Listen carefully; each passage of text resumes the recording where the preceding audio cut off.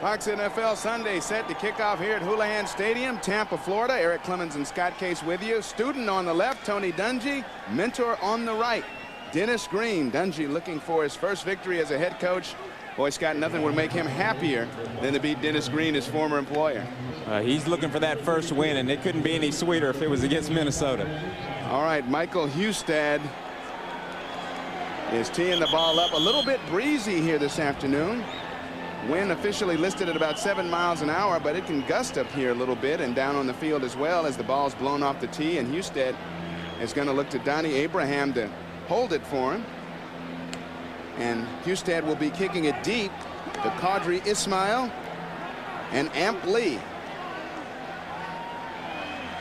And we're about set to kick it off here in Tampa as the Buccaneers taking on the Central Division leading Minnesota Vikings. The kick is high, coming down to Ismail. Ismail takes it away from Lee at his 10, and Ismail coming near side gets it out to close to the 30-yard line before he is brought down by Jeff Gooch on the special teams, in the Minnesota offense led by one of the greats of all time in pro football, Warren Moon.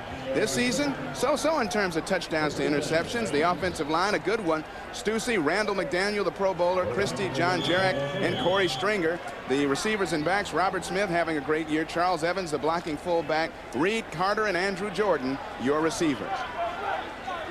First and 10 for the Vikings. They'll start it, call it at the 30-yard line.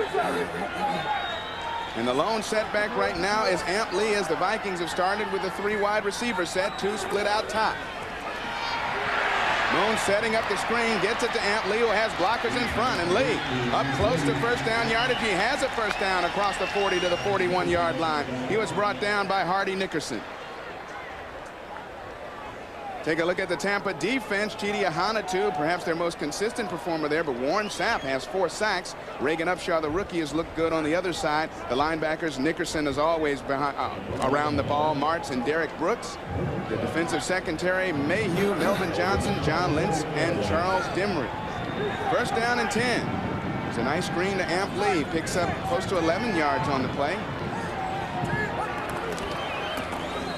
Give to Robert Smith, jukes behind the line of scrimmage and now has some room. Gets out up close to the 50-yard line. Call it a pickup of 8. John Lynch brought him down. What about Robert Smith this year? What a great year he's having. He's fixing to break his single-season record in rushing, leading the league in attempts, 3rd in rushing yardage. What a big year for him. Up until this year, he had always been hampered his first 3 years in the league by injury. Call it a gain of 6 on that play, but this year he has been very healthy and a very big part of the Vikings rushing offense. On second and short, Moon, the quick out. He gets it over to Jake Reed on the far side. Reed has another first down as he gets out to the Tampa Bay 42-yard line. Charles Dimry brought him down. Well, this could be there all day. I'm telling you, it depends on how Charles Dimry wants to play this. If he gets back, they're going to throw the short stuff. They get up on him. Here it is.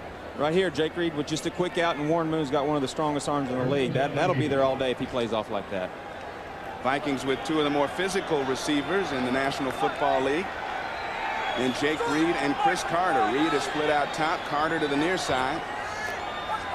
As Moon has another first down to work with off the play fake. Moon throws to the near side and has Chris Carter wide open inside the 30. Fumble the football and a turnover.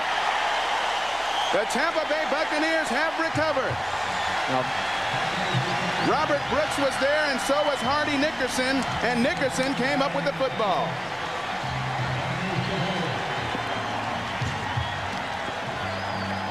Big break for the Buccaneers there.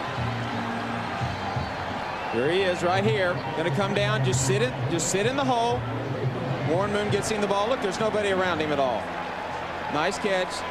Got to hold on to the ball. That's what Tampa Bay defense has to do. That may be the biggest play of the year for them so far. It forced the fumble there on the Minnesota drive and get the ball to the offense, and Trent Dilfer at the 21, and Dilfer gives it to Reggie Brooks, who has some room up the middle, and Brooks gets 6 to 7 yards up close to the 27-yard line. Dilfer not having a great season here this season, completing only 46% of his passes with a touchdown and 10 interceptions. The offensive line healthy for the first time this year. Gruber and Jim Pine return to the left side. That's the key there. Backs and receivers, Reggie Brooks filling in admirably for holdout Eric Rett. Mike Allstott, a future star at the other running back spot. Give again to Brooks, again goes up the middle, has a little room, but not as much this time as a host of Vikings bring him down, led by John Randall and Dixon Edwards. Look at the Vikings defense. The line is an active one. Fernando Smith, Esra Tuaolo, John Randall, the Pro Bowler, and Derek Alexander. The linebackers tally the leading tackler on this team, Jeff Brady, in the middle, and Dixon Edwards, the free agent from the Cowboys. Defensive secondary, a young and solid one, Fuller, Thomas Griffith, and Dwayne Washington.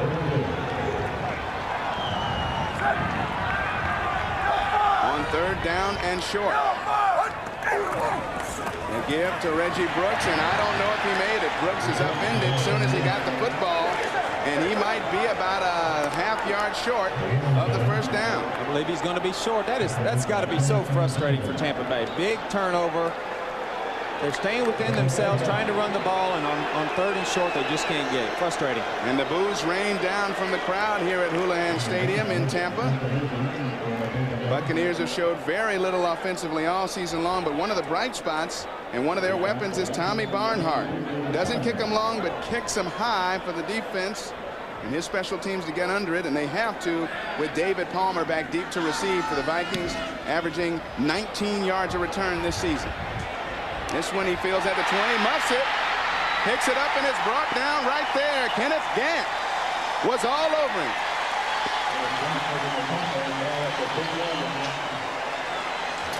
Still scoreless. The Vikings get the ball for their second possession when we return.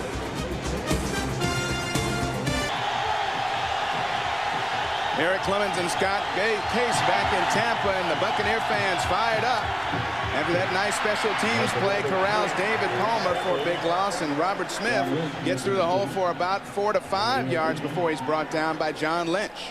Warren Moon, you could tell when we were talking to him yesterday, a little bit frustrated with the way the offense is going. They just need to start settling down, run their offense. They've got great skill people from Minnesota Vikings. Just get them the ball and let them make plays. He talked about a lot of penalties and dropped passes, and even though that wasn't necessarily a drop by Chris Carter, it was indeed a fumble and killed an impressive march. Well, it's second down and 5 for the Vikings. Smith, the lone setback. He takes the handoff, cuts back the other way, but doesn't get much as a host of Buccaneers bring him down, led by Nickerson and John Lynch. Warren Sapp also in on the play. So far, the Tampa Bay defense is hanging in there. Warren Sapp's made a couple good plays. He's the most active guy on that front line. If Tampa Bay expects to win today, he's going to have to make some big plays for this defense. Coach Tony Dungy told us at meetings yesterday that Warren was finally coming into his own, looking very much like the player they drafted out of Miami a couple years ago. Has 4 sacks this season to lead the team, and there's a man who knows a little something about defense. Tony Dungy, coordinator for 4 years at Minnesota before coming here to Tampa, and the give to Smith, who spins out across the 20 to the 22 and gives Minnesota a fresh set of downs. Call it the 23-yard line for the first down. Watch Robert Smith here. He just sits in there, waits, and then bumps it outside. It's a nice cut by him, a little spin. He knows where the yardage is. He just has to get that extra yard. He got it, first down. Smith now getting some water on the sideline. He's been a workhorse for him this year. Amp Lee now the lone setback behind Moon. 2 receivers split to the near side. Moon off the play fake. Gets it out to Amp Lee at the 26, and Lee met immediately there. Hardy Nickerson was in on the play. He got some help from Tony Bowie in the secondary, and Derek Brooks also came in to clean up. Tell you what, Amp Lee's a great guy to have in the offensive backfield for you. You get him the ball, he's like a wide receiver out there. He can make you miss. He can go and get the extra yardage. Just what an acquisition by the Minnesota Vikings to get him. Really an all-purpose back. Those 19 catches, time for 4th in the NFL for catches among running backs. Second down and 5 for the Vikings. The ball at the 28-yard line. 2nd and 4 call. The give to Charles Evans, the first man through, and Evans is met immediately. Brad Culpepper was there, and Tyoka Jackson also cleaned up. I'll tell you what, this is what Tampa needs to do. They get him in the third, medium, third and long situations. We talked to Tony Dungy. They want to come after Warren Moon. I think everybody all over the league, that's what people feel you have to do to Warren. Go after him. They got their chance now. Let's see what happens. Warren Moon bringing his team up. The 4 receivers set up now. 2 split to the near side, 2 to the far. David Palmer to the left side in the slot, and Moon going back to throw it up, throws to the near side, and it is off the hands of Carter, but we have a flag down, and Carter shows Martin Mayhew, hey, buddy, you interfered with me. That's a first down our side. Martin Mayhew went for a ride that time. He was on Chris Carter's back for about 3 or 4 yards. Referee Howard Rowe going to make the call, and it is pass interference against Martin Mayhew and the Buccaneers. Pass interference. Number 35 on the defense. First down, Minnesota. So the Vikings. Here's Chris Carter right here. Watch him work on him. Watch him work on him. And Martin Mayhew's all over him, holding him, riding his back. Oh, there's no doubt about that. And he almost held onto that ball. And he had something to say to Chris Carter about that.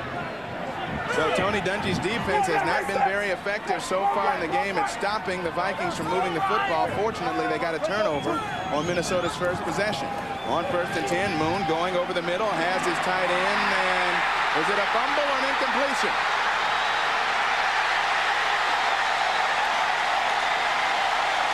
Boy, what are they calling it here? We don't have a signal yet. Boy, I don't know if he had control of the ball or not there.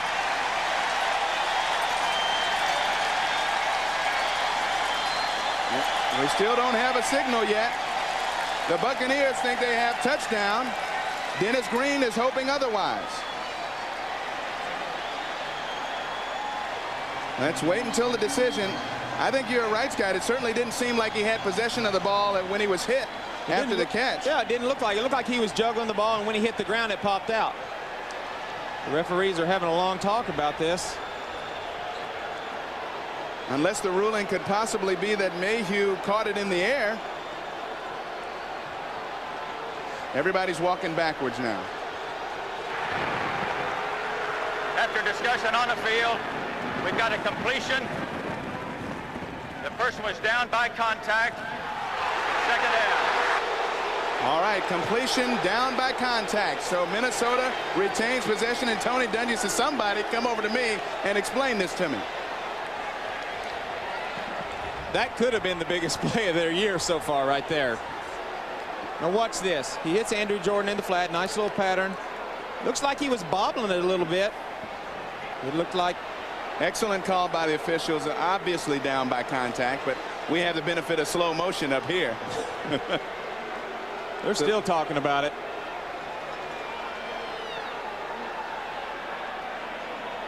All right. Watch Andrew Jordan. He's got the ball. The helmet went right on the ball, and it's hard to tell from this angle. You can't tell whether he had control or not. It looks like he's got it. It looks like he's got it. He's sliding on the ground, and the ball popped out. Looks like he's got it. Good call. I don't know whether you felt this way as a player, but most of the time, the officials are correct with their calls. You'd be surprised how accurate they are. Yeah. Of course, I still like to argue with them, but Dennis Green is happy for now. Not that man, Tony Dungy. Call it a gain of about 4 yards on the play for the Vikings.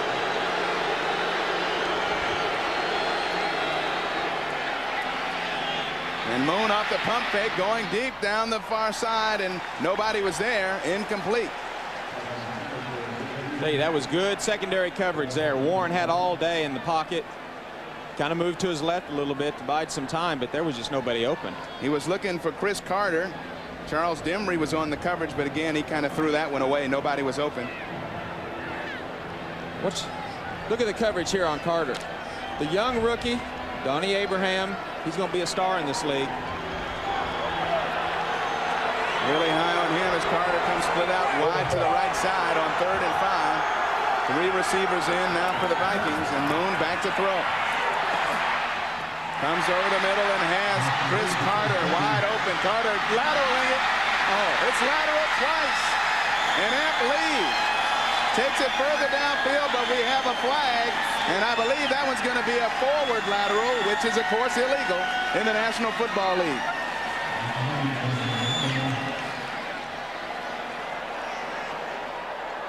I want you to watch Chris Carter here come down, push off on the rookie. Hello, rookie. Welcome to the NFL. Watch this. Pushes off, gets him off, falls down. Then Warren talked yesterday about making something happen. I think this is what he's talking about. Great play. Well, that lateral to Jake Reed. Drake Reed was about a yard or two in front of him by the time he caught the ball. And, of course, that is a penalty in the Illegal NFL. forward pass on the offense. 5-yard penalty from the spot. Still enough for a first down. So Carter at least got the first down before the illegal forward pass. Jake Reed probably knew what was going on too. Quickly lateral to Amp Lee to try to resurrect the play, but nothing doing, even though the Vikings do have great field position at the Tampa 35-yard line on 1st and 10. And the give to Robert Smith, trying to find some room around the corner, and met hard there by John Lynch, and another flag flies on the play. Flag down at about the 27-yard line of the Buccaneers. Holding against Minnesota. One of the bugaboos Warren Moon and some of the team members talked to us about. Holding number 87 on the offense. 10-yard penalty. Repeat first down. Dennis Green spoke to us about it as well. The penalties, shooting the Vikings in the foot at the most inopportune times.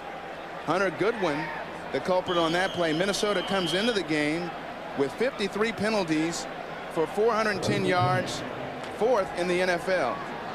That's what they've done all year to themselves. Shot themselves in the foot. I can hardly believe they can still walk after all that. So we'll play it over again on 1st down and 20, and the give to Amp Lee. Lee has a lot of room off the left side, gets inside the 40 to the 37-yard line. So a good pickup of 7 there. Set up 2nd and 12. I'll call it 13 yards for the Vikings. I like that call. They didn't freak out. They didn't start throwing the bomb. You still got 2 more downs to get the first down. I love that call. That's having some confidence in your offense right there. And Tampa hasn't done much in the way of getting pressure on Moon like they wanted to do early in the game, or being close to the receivers when Moon is trying to find them down the field. So on 2nd and 13, Warren Moon going back, goes to the far side and hits David Palmer. Now let's go for a McDonald's game break, returning to James Brown at our Fox Television Center. Eric, take a look at Kerry Collins. Drops the ball on the snap, picks it up, keeps his eyes focused on who he wants to go to. Who is that? Wesley Walls. 4th touchdown reception of the season for Walls. Panthers on top 7-0 over the Rams. Back to Eric and Scott. Okay, JB, thank you very much. Vikings on 3rd and 9.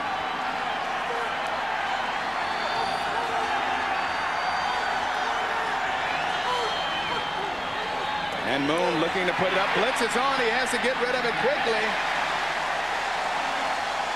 As blitzing from his linebacker spot was Demetrius Dubose.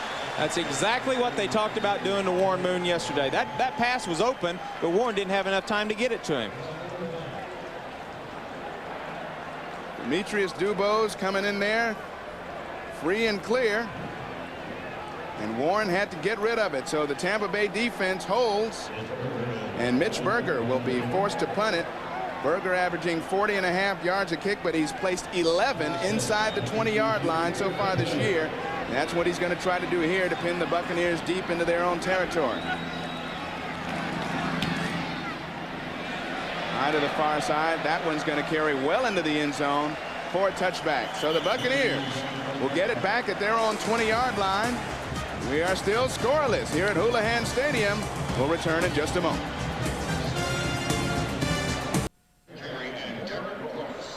Eric Clemens and Scott Case back in Tampa, where the Buccaneers and Vikings are scoreless thanks to a key turnover forced by the Buccaneers defense on the Vikings' first possession, and a defensive stand as the Vikings were into Tampa territory on their last possession. Now Trent Dilfer has it to do all over again, leading his Buccaneers 1st and 10, and Dilfer to put it upstairs. Throws quickly over the middle, has his tight end Jackie Harris. A very short gain on the play, maybe 3 yards before he was brought down by Dixon Edwards and Darryl Talley. Well, as we told you, Trent Dilfer has been struggling this year. Look at this. college career, 51 touchdowns, only 21 interceptions. Check this out. NCAA record 271 without an interception. And look at this right here. That's the big difference in Tampa Bay. Dilfer has gotten quite a baptism into pro football in the NFL on 2nd and 6. Give to Reggie Brooks, and Brooks trying to find some room, finds very little, if any, and the Vikings are claiming fumble, but the officials say he was down by contact. So Brooks picks up nothing on the play. That'll set up 3rd down and 6. No, I don't really understand that. They came in with 2 tight ends, 2 backs, only 1 wide receiver. Looks to me if you want to run the ball, go ahead and bring an extra wide receiver in, split them out a little bit, get everything out of the middle and try to run the ball. I don't know why they're trying to jam everything up inside and shove it down their throat. Carolina very successful running the ball up the middle against the Vikings last week. And the Buccaneers trying to pick up that page unsuccessfully that time on 3rd down and 6. Dilfer to put it up. Pocket collapsing. Gets it outside, but a little low, intended for Jackie Harris. Dixon Edwards was right there, so once again, the Buccaneer offense fails. They'll have to punt. Well, I'm going to tell you, that wasn't a pretty play, but that wasn't an interception either. Trent Dilfer didn't throw it out there and throw it to somebody for a touchdown like he did against Detroit. So at least they're still in the game. He told us in meetings on Friday that every time he throws one away, it seems to go into the hands of the other guys. And he's seen some of the better quarterbacks in the NFL throw them right to the other team and have it bounce off his chest. I guess he thinks he's snake bitten, but his team's still in the game as Barnhart, a nice high punt coming down to David Palmer at the 26. And Palmer gets up to the 30-yard line before his forward progress is stopped. And the Buccaneers special teams are fired up. Darnell Stevens making the tackle there. Vikings will try to get something on the board when we return to Tampa in a moment. We're back in Tampa, and Joe Marciano headlining one of the few bright spots for the Tampa Bay Buccaneers this season. Their special teams allowing only 4.9 yards per punt return, 2nd in the NFL. And we'll show you why in just a second. But the Vikings have it 1st and 10 at their own 30. Warren Moon trying to jumpstart his struggling offense. He'll put it into the air, goes over the middle up the seam, and he has his tight end, Andrew Jordan. Jordan all the way up to the 45-yard line, 1st down Minnesota. Here's Kenny Gant right here, one of the best special teams players in the league. Watch his effort. Goes down the blocker, knocks him down. He's down. He could lay there. Hops up, throws his body around. Just great effort. Then gives us a little Hulk pose. The Hollywood Hulk Hogan pose, I guess they call that. There's Joe Marciano. Quite impressed with the first 2 efforts by his punt team so far today. And the handoff goes to Robert Smith, trying to find some room outside. And the Tampa Bay Buccaneers close the hole quickly. John Lynch was there along with Charles Dimry to bring him down. Call it a pickup of 5, though. Good positive yardage for Robert Smith. You know, they've run a 3 wideout set several times and run out of it almost every time they've been in it and been very successful with it. They haven't thrown the ball very much out of that 3 wideout look, but they've been real successful running the ball out of it. 2nd down and 5 for the Vikings. Smith is the lone setback. And Moon to put it up again, goes on the quick out pattern, has Jake Reed on the far side, and Reed gets it down to the 36-yard line before Charles Dimry and John Lynch brought him down. Well, that's the same play as it just happened a little while ago. Charles Dimry's too far off. Watch him. He's too far off. Jake just comes down the field, a simple out route. Warren Moon's great arm. That's there all day. If Charles Dimry's going to play like that, he's going to get beat that 5, 6, 7-yard route all day long. Pick up of 14 yards on that play. The Vikings once again moving the ball down the field smartly. And now there's some confusion on the Tampa Bay side of the ball. A couple of players were trying to run off the field. And it appears the Buccaneers may have had to take a timeout. Back with more in a moment.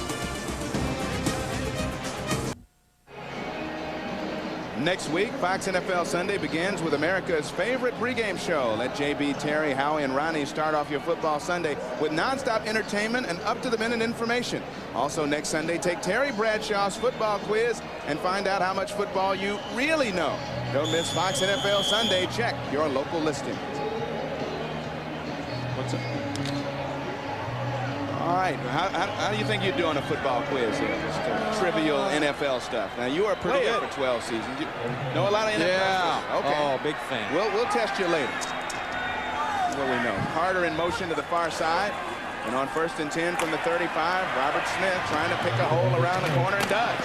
And Smith met hard by a host of Buccaneers, but not after he gained 7 or 8 yards on the play.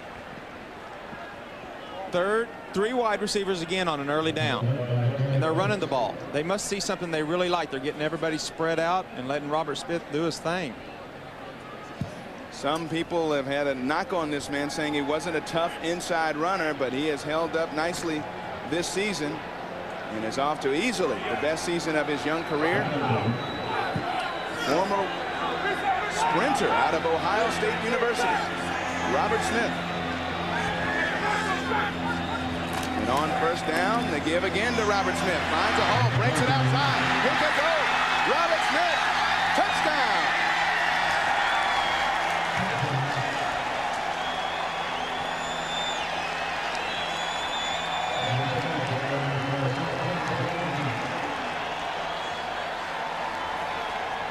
"26 yards for Robert Smith." Puts the Vikings finally on the scoreboard first. Watch Robert Smith. This is what he's looking for. He doesn't really want to bash it up in there. Makes Charles Emery miss, and it's a foot race. And I promise you, that guy right there can run. He's going to outrun everybody on the field. 26 yards on the scoring play, and now Scott Sisson in for the extra point. A perfect 12 for 12 in this category this season, and that one is straight through. So the Vikings finally march it down the field and get the job done by putting it in the end zone. They lead it 7-0 with a half minute to go here in the first quarter. Now watch this. Robert Smith, good block by Charles Evans, sealing off. Just makes a great cut. And once he gets outside, I'm telling you, it is over. He's got that sprinter speed. Watch Jake Reed right here. Talk about big physical wide receivers. They not only catch the ball, good night. That's a great block, and that's what sprung him right there. He's going to buy Jake Reed a big steak after the game. Melvin Johnson cleaned out of there by the block from the physical Jake Reed. 6'3", 216 he's listed at. I don't know if I'd want a guy that big coming down on me if I was a defensive back either. Well, that's a big mismatch today for sure. You got the small corners for Tampa Bay against those big wideouts from Minnesota. Of course, anybody they play, it's a mismatch. And some Viking fans making the trip down and can very much afford to dress that way here in warm Tampa. Temperature 77 degrees at kickoff. Now the Buccaneers have to try to put something together here late in the first quarter. Their offense has produced very little on their possessions so far. The Minnesota Vikings, meanwhile, 5 plays to eat up 70 yards, 26 of them by Robert Smith on that run as he broke it to the far side and went into the end zone. Mitch Berger to kick it off. And this one's coming down very deep in the end zone as Nilo Sylvan was back deep to receive it. It'll be a touchback. Coming up tonight, Fox switches from the hard-hitting football to some hard-hitting in Major League Baseball. Braves and Cardinals, game 4 of the NLCS. Brian Jordan and Ronnie Gann, who hurt his old teammates the other night with 2 homers. That proved to be enough for the victory. That's following football right here later today on Fox. Cardinals giving my hometown Braves the little tough time. Cinderella Cardinals they've been so far in this series.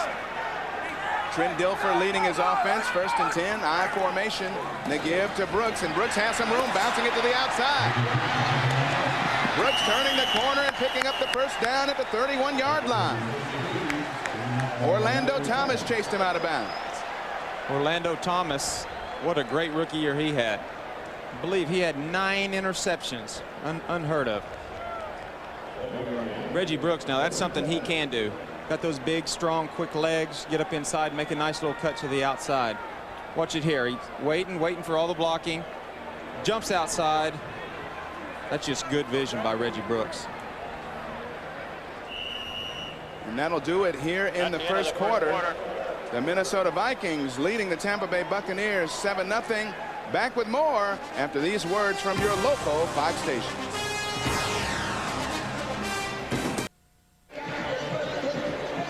Second quarter about to get underway here at Houlihan Stadium in Tampa. And Scott, the Buccaneers have something to be pretty thrilled about. They're still in the game, trailing only 7-0, and they pick up their first down on that run. Well, they need to build on that because they can't put any more pressure on that defense of theirs. So 1st and 10 after the 11-yard scamper by Reggie Brooks. Call it 12-yard scamper. Ball placed at the 32-yard line, and again, the Bucs come out in the I formation, and this time Reggie Brooks met in the backfield, and the Purple Gang is all over him. Now time for another McDonald's game break. Let's send it back to our Fox Television Center and James Brown. JB? Eric, rookie quarterback Tony Banks is going to have to work on protecting the ball in the pocket. Here he fumbles for the 9th time in 3 games. Linebacker Kevin Green picks it up for the Panthers. Rumbles 66 yards. Scott, Eric, watch this style point dive here. 14-0 Carolina over St. Louis. Back to Eric and Scott. Oh, Kevin Green maybe coming off the top rope. We had a Hulk Hogan pose by Gann here, and Green, who did some wrestling earlier this year, I believe, comes off the top rope for that one. Meanwhile, Trent Dilfer on 2nd down and 12 tried to swing it out to Michael Allstott out of the backfield, and he was under some heavy pressure, had to throw that one away. I want you to watch Darryl Talley right here on the end, coming from the outside. Ian Beckles just lets him go. It's a free rein.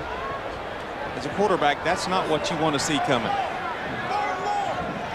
And again, despite that 1st down run by Brooks, the Buccaneers have done pretty much nothing. They have only 25 yards of total offense right now, and the total net yards for the Vikings as we start the 2nd quarter, 177. So Dilfer and the offense needs to come up with a string of plays. On 3rd down and long, Dilfer steps up in the pocket, looking deep, throws that one too high for Alvin Harper, and incomplete. That's an awful pass. Awful pass. That was great protection by that offensive line that's together for the first time this year. Trent stood in there really strong, just made a really bad throw. Harper appeared to have some room to make a catch if that one's a little more on target. So again, Tommy Barnhart forced to punt. The up man is Amp Lee, the deep man at his 28-yard line, David Palmer.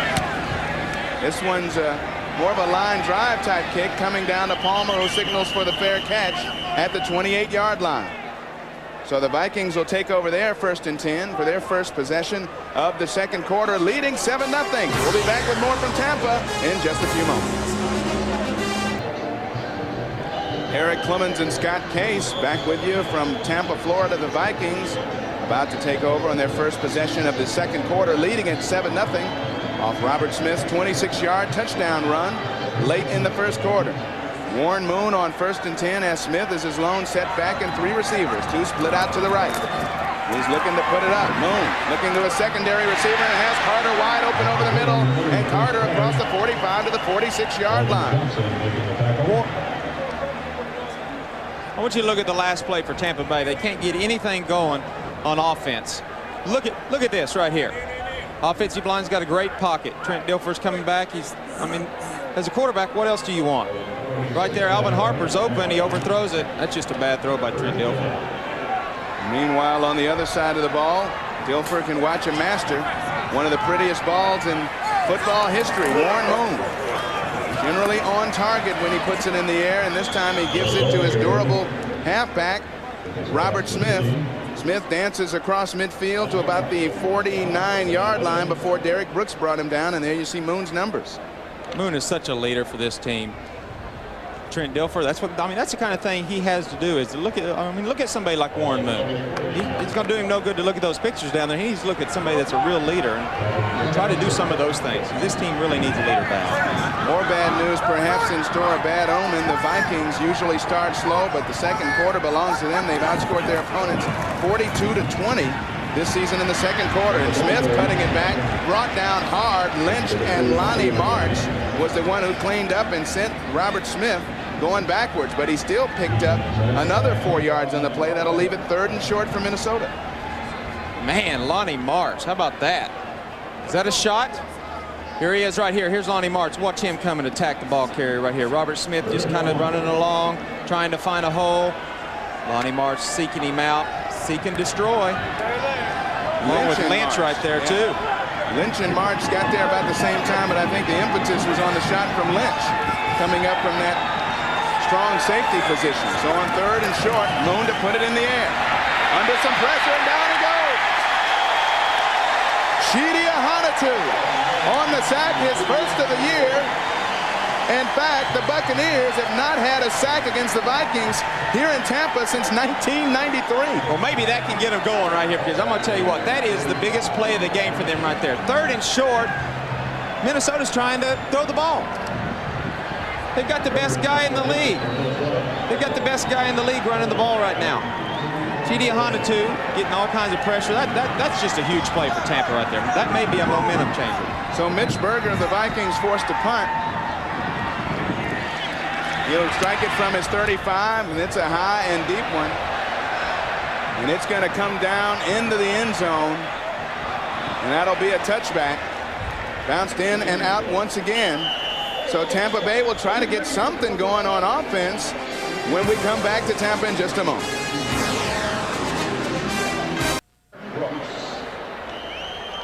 More football coming up next. Our Fox NFL Sunday doubleheader continues when the Lions battle the Raiders and the Eagles take on the Giants in an NFC East matchup. Exciting NFL action coming up next right here on Fox. Check your local listings for the game in your area. Buccaneers trying to get something going on offense. Had one first down so far in the game. Brooks coming in motion, and Dilfer looking to put it up the deep out. He has his man. Rob Thomas makes the catch close to first down yardage. He's right near the marker. I think he might be a few inches short, however. Tony Dungy hopes his offense can come up with a second first down of the game. Look at this right here. You don't think that makes Tony Dungy sick? 3 points in the last 7 quarters. Unbelievable in the National Football League. And only 3 touchdowns this season. And 1 passing touchdown this season. They need to get it going in a hurry against a very aggressive defense on 2nd down and short. Reggie Brooks gets out across the 30, up close to the 32-yard line. That's first down yardage. Derek Alexander brought him down. Well, they're still staying in their game plan, which I like. Reggie Brooks has been running the ball fairly well. Of course, we all know that they wish they had Eric Rhett back there, but Reggie Brooks has been the guy so far this year. He's done a pretty good job for him, but they just need to stick with the run and make him look for the run. The lone setback behind Trent Dilfer is Michael Allstott in a double tight end formation. And off the play fake, Dilfer has plenty of time, looking deep down the near side and has Courtney Hawkins open. But that one slightly underthrown, and Corey Fuller was able to recover in time to knock it away. I'm going to tell you, Trent has had the worst time this year with that deep ball. He seems to have no touch on it. Courtney Hawkins was wide open down here. Here's Courtney Hawkins right here, just running a go route. That's all he's doing. There's very simple. Corey Fuller, little hitch and go. Look how far he is behind Corey Fuller. That ball's out where it should be. That's a big, big play for Tampa Bay. Buccaneers fans thought there might have been a little contact before the ball got to Hawkins, but nothing doing according to the officials, so it's 2nd down and 10. Allstott on the carry and doesn't have much up the middle. Host of Vikings bring him down. Darryl Talley, Dixon Edwards is there. They limit the gain to about 2 yards. There's a flag down on the play right in the middle of the pile. And the indication, face mask against the Vikings. Face mask, 5-yard penalty only, into the run. Repeat 2nd down. That was caused by Mike Allstott. Not one guy can bring that guy down. 250 pounds and runs hard, very hard. He is a very versatile receiver out of the backfield, too. In the last game against Detroit, he had 8 carries for 31 yards, 4 catches for 30 yards. And the coaches here at Tampa really like him. Rookie out of Purdue. On 2nd and 5 after the face mask penalty, the give to Brooks, and Brooks slammed down hard as he gets close to the 40-yard line. I'll tell you, there's just not much there. That front seven for the Vikings is as tough as anybody in the National Football League. It is very, very tough to get anything going against this Vikings defense. I want you to look at this right here. You talk about some defense. Second in sacks, second in interceptions, second in takeaways, second in third down conversions, tied for third in touchdowns allowed. Are you kidding me? That's a great defense. Coach Fazio's got to be ecstatic down there. Continuing the tradition helped molded by Tony Dungy before he came over to Tampa to take the head coaching reins. On 3rd and 2, Jerry Ellison bursts through a hole off right guard, picks up the first down. So Tampa Bay sustaining a little something here as they get it close to the 45-yard line. Well, they're working hard for it. There's no doubt about that. Nothing comes easy for Tampa. I'm going to tell you what, when you're 0-5, everything is tough. Everything is tough. Foge, Fazio, I know Foge very well. What a great emotional coach. These guys just rally around him and play so hard for him. It's unbelievable. Tremendous contrast in personalities from him, the emotional leader of their defense, as opposed to Tony Dungy, always cool and calm. And Gilfer looking near side, has his receiver. Courtney Hawkins catches it, gets into Viking territory at the 49-yard line. Tell you what, give that offensive line a little credit there. Jeff Brady was coming looking for some pressure on the quarterback. But look at Corey Fuller here. He's too far off. When you're coming after the quarterback with those kind of guys, get up on him and make a big play. Calling a pickup of 8 yards on that completion from Dilfer to Hawkins. Now the Buccaneers have 2 receivers split to the left side, 1 split to the right, and the give to Allstott. And Allstott gets up very close to the first down as he rumbles his way forward to the 46-yard line of Minnesota. Tell you what, Mike Allstott, does Tony Dungy love this guy or what? We were talking to Tony yesterday. He absolutely loves this guy. Says that, which I agree with him, maybe next year a Pro Bowl for this young man. He's built in the mold of a Moose Johnson, Dallas. Very, very similar. Catches the ball great. Leads his team in receptions coming into this game with 16 of them. 3-time MVP during his career at Purdue. Finished 11th in the Heisman balloting in his last season. And there's the give to Reggie Brooks. And Reggie Brooks spins forward and gets another first down on 3rd and short. Good effort by Reggie. Unless he gets a bad spot. No, he got a good spot. First down. So the Buccaneer drive continues. Good effort by Reggie Brooks right there. Somebody was in the backfield. Looked like Dixon Edwards had made a little penetration. Good spin move, get the first. You got to believe Tony Dungy has saved that go pattern that Courtney Hawkins ran earlier, and he's going to try to come back to that a little later, especially if this team is still in the game. Dilfer steps up in the pocket. He'll keep it. Dilfer inside the 40 before he slides safely inside the 38 to the 37-yard line. Fernando Smith was there, just in case he decided to keep running with it. Good job by Trent right here now. This offensive line's doing a fairly good job getting a little bit of penetration, Look how wide open it is right inside here. Mike Allstott turn around, getting a little block. He's not going to lead the league in rushing, but that's not bad. Picked up 7 on the play. Sets up a 2nd and 3. Dilfer with 2 receivers, split to the left. And the give on the draw to Allstott, and Allstott barreling forward still. He'll be very close to first down yardage. In fact, I think he has it. If they give him the spot, he's down to the 35-yard line of Minnesota. I don't think one guy has tackled him yet today. It takes 2 or 3 guys to tackle this man. I'm telling you, he is something else, something special. We have an official timeout on the field for measurement. Allstott picking up the tough yardage inside, but at Purdue, he was a featured guy. He was their go-to guy, and he's trying to improve on those blocking skills. That's what Tony Dungy told us that he has to improve on, but Dungy feels he's going to be a star in this league very quickly. Watch him coming in there. I mean, running hard, getting low, those big old strong legs, people flying around, just driving people back. This is the 12th play of this drive. Wow. What usually happens to the Buccaneers about now is that they do something to shoot themselves in the foot. On the rollout, Dilfer gets it away. has Jackie Harris inside the 30. Jackie Harris spun down at the 26-yard line, close to another Buccaneer first down. Oh, I like that out of Trent Dilfer. That's a nice play right there. He turns around, he's in his face. Look here, when Trent comes around and turns around, he's right in his face. Keep your composure and throw the ball and get the ball in Jackie Harris's hands, which is not a bad guy to have the ball in his hands. He's a guy that needs to make some big plays today for Tampa Bay. Way to hang in there, Trent. That's nice. He does have a strong arm indeed. Doesn't have to be on balance to get it to his receiver. And now this is Brooks. And Brooks dances back inside of a tackle, and he's brought down by Robert Griffith. But Brooks gets it down to close to the 22-yard line. Well, this is very similar to the drive against Detroit, where they drove right down the field, and then Trent threw it to Benny Blaze for an interception and a touchdown. And this is very typical of their recent history against the Minnesota Vikings. They hang around, they hang around, they hang around, and their last two victories against the Vikings have both come in overtime.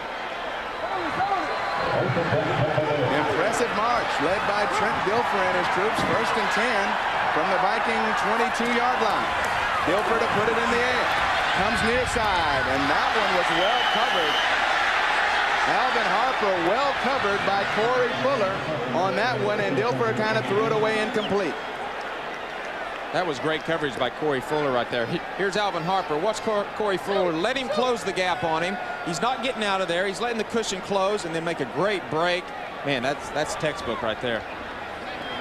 That ball-hawking secondary of the Minnesota Vikings. 13 interceptions by this defensive unit, and Fuller thought he might have had one on that play. 2nd and 10. All starting Brooks in the I formation. Dilfer throwing a quick slant, and that one caught and dropped by Alvin Harper. Well, they didn't pay Alvin Harper $10 million or whatever it was to make that kind of a play. He's got to make some catches. He has been chastised in the media so bad down here. He is really wanting to make some big play. I think he's pressing a little bit. Got those 5 stitches in his hand, though. Yeah, to his defense, he split the webbing between the forefinger and middle finger on his right hand in practice earlier this week, just catching a routine pass. Took 5 stitches, and that's the 2nd time he's done that this year. In preseason, he took 9 stitches. Kind of shaking it right around a little bit right there. Kind of shaking it around. Might have re-injured it.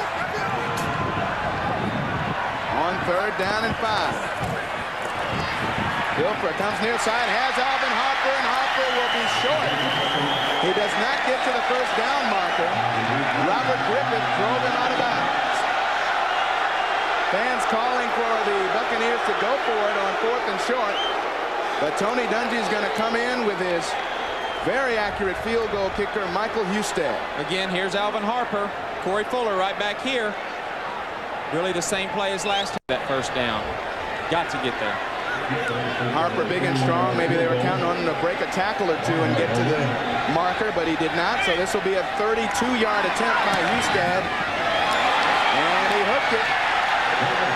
His first missed field goal of the year from 32 yards out. His first miss in his last 16 field goal efforts. So the Buccaneers still do not get on the scoreboard. Eric Clemens and Scott Case back in Tampa, Florida. And now time for our Aflac trivia question. Who's the only NFL player to make an interception and throw an interception in the same game? You ever play some quarterback in your younger days? Are you kidding me? You have to be able to throw the ball over 30 yards. I can't do it with this chicken wing over here. Well, this guy certainly can. And Warren Moon, though, misfires on that one. He was looking for Jake Reed deep down the far side of the field. Closest to him was Melvin Johnson.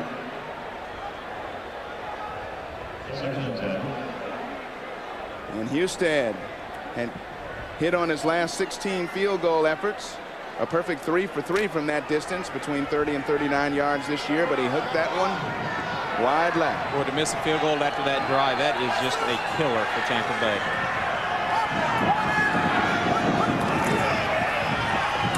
On 2nd down, Robert Smith trying to find some room off the right side. And he didn't get much. Picked up about 3 yards on the play. That'll set up 3rd and long for the Vikings. And the defensive situation, Tony Dungy and the Buccaneers want. Kind of surprising me. They keep going to the 3 wideouts in the early downs and trying to run the ball. They've had a little bit of success. There he is, Robert Smith, having just a career year so far for him. But he goes out of the game now on 3rd and long, and Ant Lee, their pass-catching specialist, is alone set back behind Warren Moon. And Moon to put it up, blitz coming off the corner. Moon under pressure, has to throw it away. Donnie Abraham was coming on the corner blitz. That's a great call. Man, I love that. Tony Dungy knows that you got to come after Warren Moon.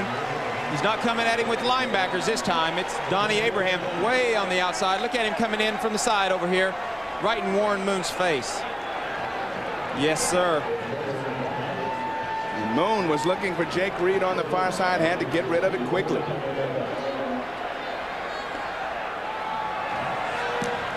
Now the punt coming from Mitch Berger. And comes down at the 18-yard line, Nilo Sylvan. And Sylvan is brought down. He gets it up to the 28-yard line. Brought down by Richard Brown of the Vikings special teams. Tampa takes over again when we return. Here's Mike Shula, the offensive coordinator for the Tampa Bay Bucs right here. You could tell talking to him yesterday that he was really taking it hard. Look at this, 240 yards total offense per game, 28th in the NFL. Of course, he's lost Horace Copeland. Alvin Harper hadn't played well this year, so we've had a lot of things go wrong. Now Doug Riesenberg appears to have moved a little bit early, so that'll be a penalty against the Buccaneers and start them off at 1st and 15 from their own 24-yard line. Correction, number 79 on the offense. There's Foge Fazio. He endured his defense, allowing a 17-play, 67-yard drive. It ate up 8:07. But he got fortunate when Michael Hustad missed the 31-yard field goal to keep the Buccaneers off the board. Keeping to that theme, the Bucs have been inside the red zone 12 times this year, come away with only 2 touchdowns and 6 field goals. They have 85 yards of offense so far today, 67 coming on that last drive, and Dilfer going deep down the middle, has Alvin Harper up close to the 40-yard line. He's about a yard short of the first down. Dwayne Washington was there on the tackle. Well, now we have the 2-minute warning, so the Buccaneers will try to get on the board with their 2-minute offense when we return to Tampa in a moment. That's a 2-minute warning. Time now for the answer to our Aflac trivia question. Once again, the question, who is the only NFL player to make an interception and throw an interception in the same game? Clue, he's on the field. And there he is. Tony Dungy did it against the Houston Oilers back in 1977. Of course, he quarterbacked with the Minnesota Golden Gophers in his collegiate days. And on second down and very short, the give goes to Jerry Ellison. Ellison picks up first down yardage out across the 40 to the 42. He was brought down by Dixon Edwards as the Buccaneers in their hurry-up mode with 3 receivers split out to the near side. And Dilfer looking to the near side, has Courtney Hawkins, sheds a tackle. Hawkins trying to get toward the sidelines, but he is brought down at the 47-yard line by Alfred Jackson and Orlando Thomas. A pickup of 5 on the play. Well, that's something Courtney Dawkins can do. You get the ball in his hand, he's a nice, quick receiver. He can make guys miss. They need a little sense of urgency right here. They need to get the ball down the field and try to get some points. Dilfer in the hurry up, throws down the middle, has his man hit hard as Jerry Ellison by Dixon Edwards, but Ellison holds onto the ball. Another first down for Tampa Bay at the 45-yard line. Coming up on the Doctors Khakis halftime report, JB and Terry bring you all the scores and highlights from week number 7 of the NFL. Also, Chip Carey, Dave Winfield, and Steve Lyons preview tonight's NLCS game number 4. It's coming up on the Doctors Khakis halftime report. Jackie Harris on the reception there. Doesn't get much. He caught that one well behind the line of scrimmage. Give him a pickup of about 2 before Dixon Edwards brought him down. And now the Buccaneers take a timeout with 44 seconds to go. Their 2-minute march continues when we return. Hoping to make good if he gets in field goal range. Trent Dilfer looking to throw it, throws it deep down the field, and that one is incomplete and almost intercepted. Alfred Jackson was back there, and that one almost came right to him. I think he felt that pressure coming from the backside. Dixon Edward, who I played with in Dallas, is just a great pass rusher. Great speed, get in the backfield very quickly. I think Trent felt him, and I think that altered his throw. Fortunately for him, watch the pressure coming from the backside. Trent Dilfer. He may not see him, but he feels him, I promise you. So 3rd down and 9. The ball at the Minnesota 44-yard line. Big play coming up with 38 seconds to go in the first half. And Dilfer back to throw again. Steps up in the pocket, guns it down the middle, and Alvin Harper has it go off his hands once again. That right there, that's the story of Alvin Harper's season. Opportunity after opportunity thrown away. Here's Alvin Harper. Watch him right here. Come down the field. Makes the end cut. There's nobody there.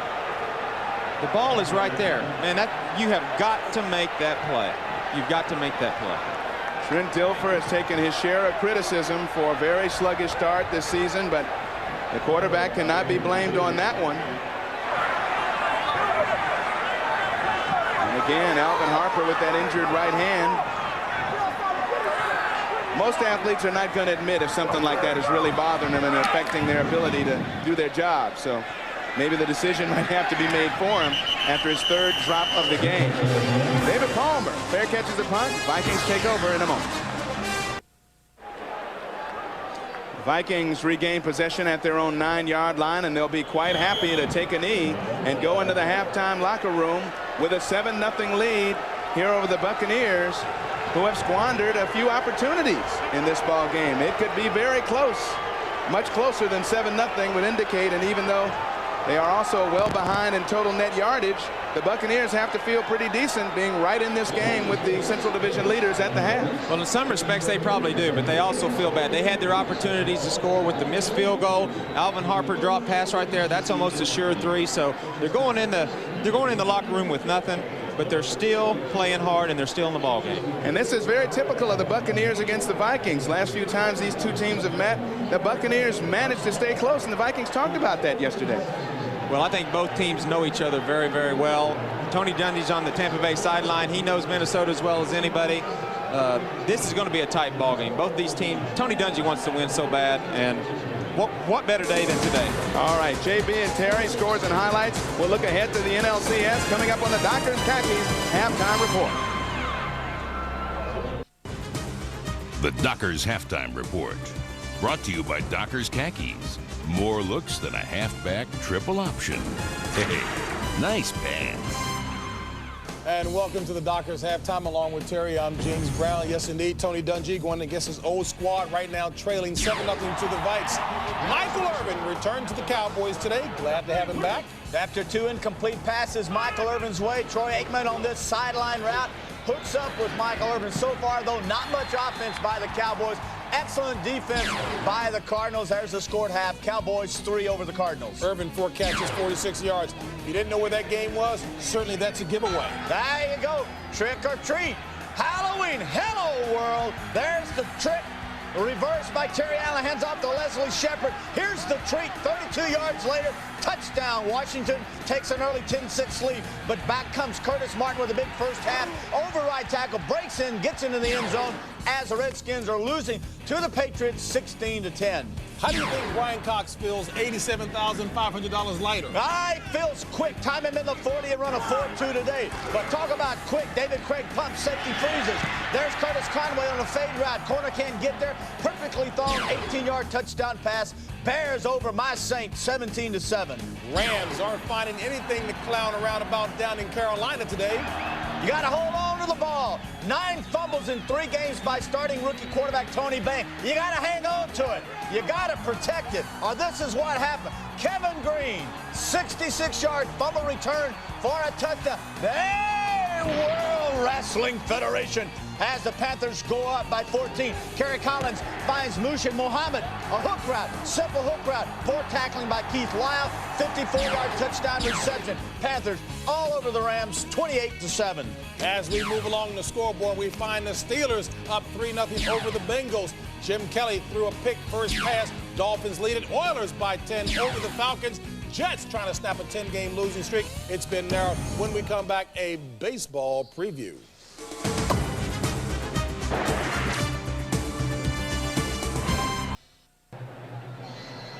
Tampa Bay Buccaneers very much in the game as we get set to start the third quarter, trailing the Vikings 7-0. And for the Buccaneers, they may be lamenting some mistakes in the first half. Alvin Harper had his right hand injured earlier this week at practice. He worked out a little bit earlier today, and the right hand proved to be well enough for him to get into the starting lineup. But it has really betrayed him so far in this day. He's had a couple of big drops, Scott. Well, it's not his friend right now, that's for sure. And maybe Tony Dungy is maybe thinking a little bit about making some kind of a decision here about getting somebody else in there. Key drop here on their final drive of the first half. Had it right in his hands, right to his body as he's tried to cradle his last couple of catches with that injured right hand. We'll see how it works and see if Harper is in the starting lineup as we get ready to start the second half of play. Mitch Berger teeing it up to kick it deep to Nilo Sylvan, who's in the middle of the field. Sylvan averaging 22 yards a return with as long of 54 yards this year. This one's high and short, comes down to Sylvan at his 10. And Sylvan, big hole up the middle. Sylvan gets out across the 30 to the 34-yard line. 26 yards on that return. And the Tampa Bay Buccaneers starting in very good field position at the 33-yard line. Well, Tampa Bay hasn't been on fire by any stretch of the imagination, but they are one play away from tying this game up. So you look at that, they're not killing themselves. They're not turning the ball over. Trent Dilfer has thrown the ball fairly well, but the key about that is no interceptions for him today. And the double tight end set is being started with by the Buccaneers, and Dilfer will put it upstairs. Going deep down the near side, looking for Courtney Hawkins, jump ball, and Corey Fuller knocked it away. That is strictly a one-on-one, man-to-man coverage and throw, and that's all that is. They knew what coverage they were going to get. Here's Courtney Hawkins. Look at him now. That's one-on-one all the way. Throw it out there and let Courtney go get that ball. Little bit short. Just got to throw the deep ball better. We have an injured Buccaneer down on the field. Reggie Brooks is a man down, appears to be in quite a bit of pain as the trainers look him over at about the 28-yard line. Back to see what the problem is with Reggie Brooks in a moment. Eric Clemens and Scott Case back in Tampa. Reggie Brooks left the field under his own power. Looks to be okay. As far as Alvin Harper, he is not in the game. He is on the sideline standing at the Tampa 40-yard line. Has not played yet here in the second half. Dilfer throwing it quickly to the near side, has Courtney Hawkins, and Hawkins driven out of bounds hard by Corey Fuller. Picked up about 7 yards on the play, maybe 8. That'll leave a 3rd and short. And Brooks comes back into the ball game in the backfield. Good news for the Buccaneers. With Harper out of the game, now you wonder, is the timing going to be right? Rob Thomas is in the ball game. Doesn't get as much practice time as Alvin Harper, so we'll see what happens with that. Rob Thomas now comes out of the game as the Buccaneers with a double tight end set, and Courtney Hawkins, the lone receiver, split out wide to the left side. There's Harper as he looks on in his 3rd and short. Dilfer off the play fake. Looking deep, has Jackie Harris across the 50 to the 46-yard line. Perfect strike thrown there by Trent Dilfer. First down. 3rd and short, little play action pass, very nice. Here's Jackie Harris right here, faking the block, getting right down in the middle of things, and then coming out. Trent throws it right on the money. That's a nice play. 3rd down. Brooks got a knock on the thigh. That's what got him out of the game for a play or two before he returned to action. They got to get that man right there the ball. Jackie Harris is the guy that can make a lot of plays. He's a cause of major concern for the Vikings defense. And the give goes to Brooks, who spins off a couple tackles before he's met right at the line of scrimmage and brought down for no gain. Darryl Talley, Derek Alexander also in on the play. Tell you what, this is one quick defense right here. You don't want to stretch it out on this defense because they're too fast.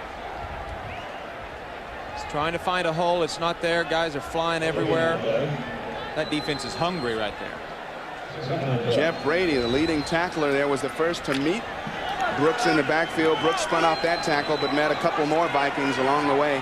No gain on that one. So it'll be 2nd and 10. And Dilfer to put it upstairs. The quick hitter goes to Jackie Harris, and it's off his hands. Right now for McDonald's game break, let's return to James Brown at our Fox Television Center.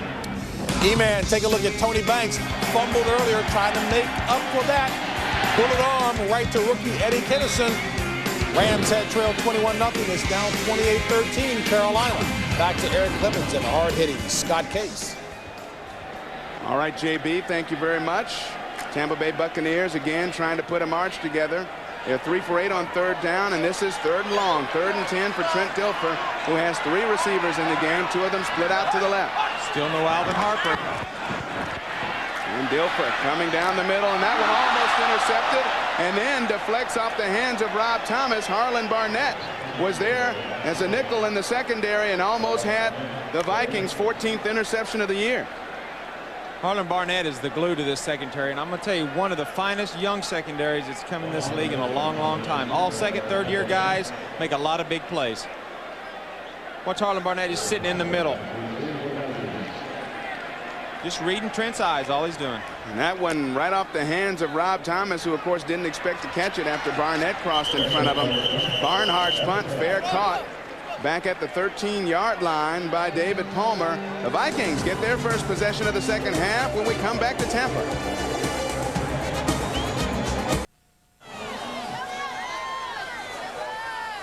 Very pleasant sights and sounds of Tampa, Florida. The Buccaneer girls greeting you all. Back to Houlihan Stadium, where Warren Moon and the Vikings offense takes over. 1st and 10 from their own 12.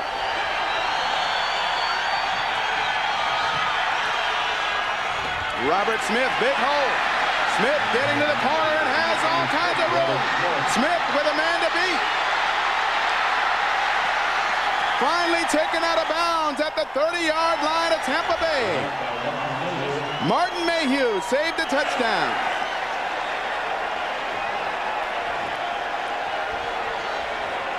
This is exactly the kind of play Robert Smith loves to see. A lot of open field. Use that great speed he's got. He was, as you said before, a sprinter in college. Man, what a big play. Look at him coming down here. John Lynch, he almost blew both knees out right there trying to tackle him. Robert Smith, world-class sprinter out of Ohio State. Part of their 1993 4x400-meter relay team, showed the great speed there, picking up 57 yards. Puts the Vikings in great shape at the 31-yard line of Tampa, and Moon sets up the screen to Ant Lee, and Ant Lee brought down from behind. Nice play. Brad Culpepper chased him down.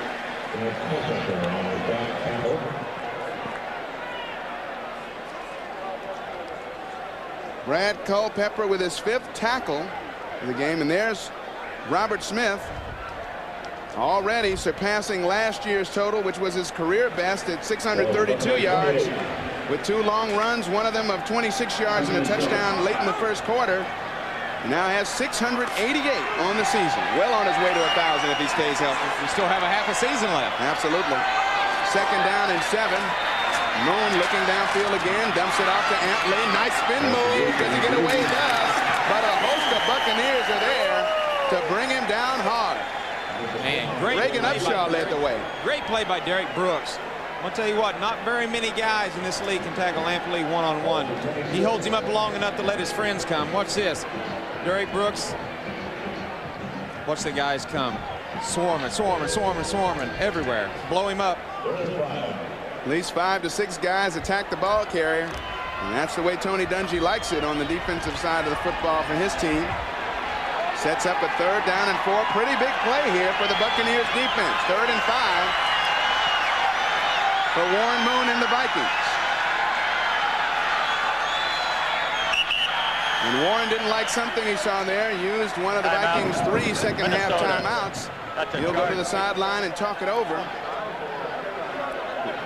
Brian Billick and Coach Dennis Green back to Tampa for more action in just a moment.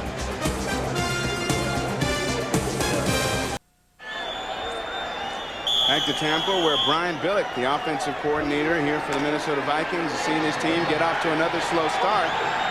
But he expects them fully to come around. They ripped off 5,938 yards of total offense last season. It's a new franchise mark for the Vikings. And Warren Moon trying to take advantage here, gets it off there on the quick slant, but knocked away from Chris Carter. Donnie Abraham coming up with a big play again. Oh, that's a nice play, especially by a rookie. You rarely will see a guy, especially on Jake Reed. Jake Reed's such a physical, big, wide receiver. Watch right here. Watch Donnie Abraham. He's all over him. Jake tries to push off a little bit and use that strength. Donnie Abraham, great play. So that'll set up 4th down. And Scott Sisson will attempt the field goal from 44 yards out. 1 for 2 from this distance this season. It is up, but he leaves it wide right. So Scott Sisson cannot convert after the big 57-yard run by Robert Smith put him in great shape. The Vikings held off the scoreboard, and amazingly, the Tampa Bay Buccaneers are still down by only 7. They dodged another bullet. Big run from Robert Smith. They dodge another bullet. Unbelievable. They're still in the ballgame. They haven't done anything on offense to speak of. They've had a couple drops that could have helped them. Maybe score some points, missed field goal. They're still in this ballgame. One play, they're still in the game. And they have some very good field position out at the 35-yard line. Coming up later today on Fox, at the movies, Tuesday rather, at the movies, the first invaders from outer space, the Coneheads, coming up Tuesday at 8, 7 Central Time, right here on Fox. On first down, Reggie Brooks met in the backfield, spins off Derek Alexander's tackle, and absolutely nowhere to go. You can't do that, Reggie Brooks. Reggie Brooks cannot do that. Derek Alexander with great penetration comes back, get in the backfield before Reggie hardly even had the ball. These guys are just too quick. You cannot change direction of the field on the Minnesota Vikings. Brooks loses 5 yards on the play, and it'll set up 2nd and long for Trent Dilfer in the Tampa Bay offense.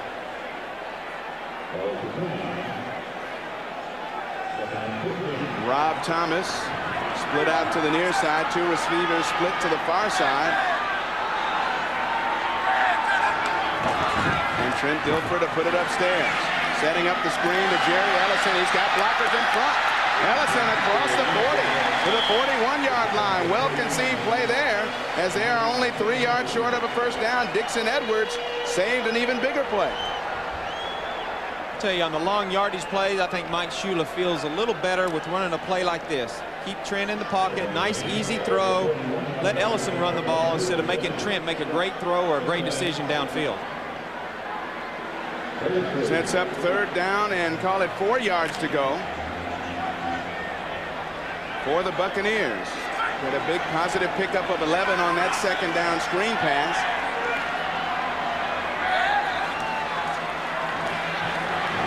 Dilfer comes near side, has his man. Rob Thomas with the completion. Driven out by Corey Fuller, but it is a first down as the Buccaneers cross into Vikings territory at the Minnesota 48. Rob Thomas is the guy that we watched the other day in practice and kept saying what great routes this guy runs.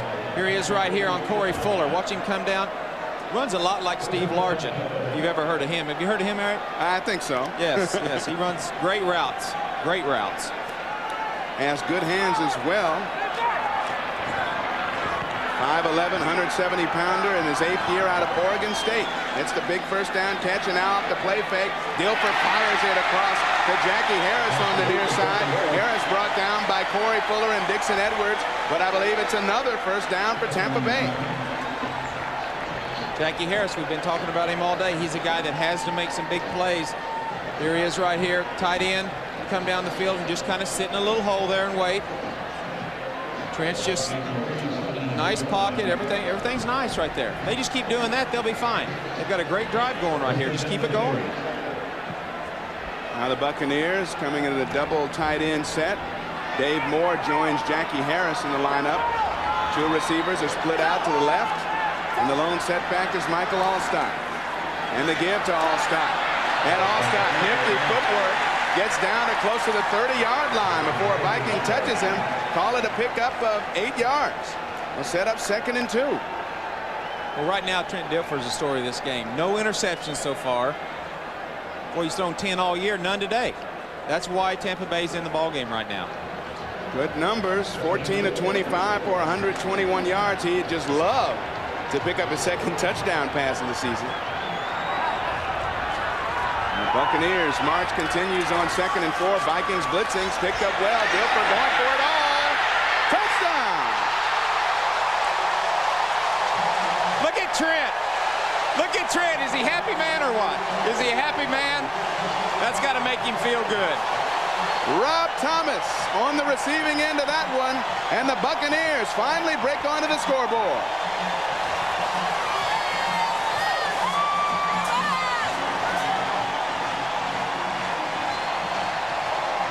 Still no smile by Trent yet, though. Rob Thomas is smiling down there.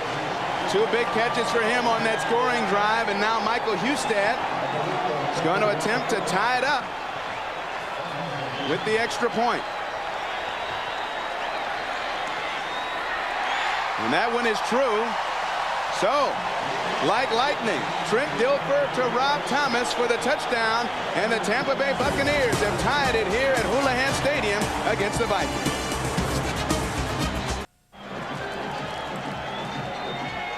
Look at the offensive line here, giving Trent Dilfer plenty of time. He's just sitting back there. He's got all day.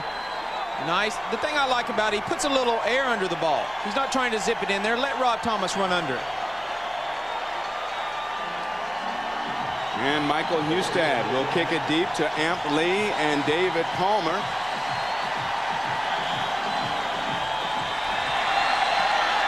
And this one's high, coming down on the far side to Amp Lee at his 5. And Lee dances out across the 20 before a host of Buccaneers bring him down at the 22-yard line. Let's watch it from a different angle. Rob Thomas running right down the field. Look at Dwayne Washington. He's guessing. He guessed it was an in route. Rob Thomas gave him just a little bit of an inclination. It was going in there and took it deep. Just a nice ball, nice touchdown. That's exactly what they needed to get back in the game. Vikings, meanwhile, have now been outscored 50-10 in the third quarter this year. So the third quarter has not been very kind in terms of production for the Minnesota Vikings. Warren Moon trying to do something about that with just over 6 minutes to go in the third quarter in a 7-7 ball game. And Moon to put it upstairs, plenty of time going deep far side, has Jake Reed open, and the catch is complete. It is good. The ball being marked now at the 47-yard line. Melvin Johnson was back deep, but Jake Reed was open on the play, and Warren Moon found him. Great pressure up the middle by Warren Sapp. Reagan Upshaw was also coming.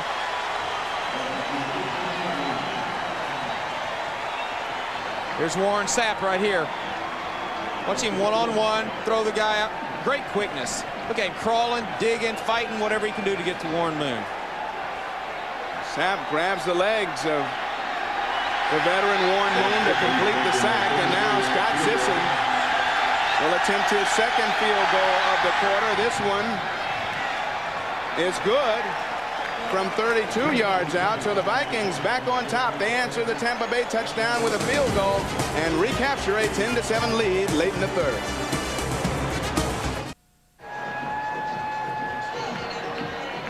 Back at Tampa, where the Vikings march it down to take a 10-7 lead on the field goal by Scott Sisson. 3:25 to go in the quarter. In Scott case, we have had a dandy. Nilo Sylvan waiting back deep to receive the kickoff of Mitch Berger. As Tampa Bay gets set to take over on offense, but the wind swirls up and blows it off the tee again. Berger may need some help. Harlan Barnett's going to come over and volunteer. Blows off again, so he's definitely going to have Barnett hold it this time. But Buccaneers offense may for once be actually anxious to get back on the field. They have to feel very good after marching smartly down the field for that last touchdown. Well, they have to feel much better about themselves. They feel like they're in a ball game. Last game against Detroit, they were blown out early. The game was over early. This game, they've got a chance to win, and they want nothing more than to win this game against Minnesota for Tony Dungy. So Harlan Barnett. No, not Harlan Barnett now. Harlan comes back as the flyer on the near side on the kick team. But Mitch Berger does indeed have a holder. And he gets this one away. Coming to the near side, Nilo Sylvan lets it bounce in the end zone, and it bounces out of the end zone where it'll be ruled a touchback. Buccaneers will take over 1st and 10 on their 20. This game summary brought to you by Budweiser and Robert Smith, the big star on the ground for the Vikings, but Buccaneers have plenty to be happy about. Well, Robert Smith is having a great day, that's for sure. Look at this right here. Tampa Bay, first touchdown in 9 quarters. I know Trent Dilfer hopes it's not that long again. get one. He hopes to get one right now. No interception so far today for Dilfer. Had a couple of near misses, but the Vikings could not hold on to the football. And Trent Dilfer enjoying a good day so far. It would be a lot better if he could march his team down the field once again here late in the third quarter. As Carl Williams came in motion to the near side, and Dilfer was looking for the quick screen to his tight end Jackie Harris, but he was under some pressure. Fernando Smith was right in his face. Same play they ran last time, just not as well. At least we're not Jets fans.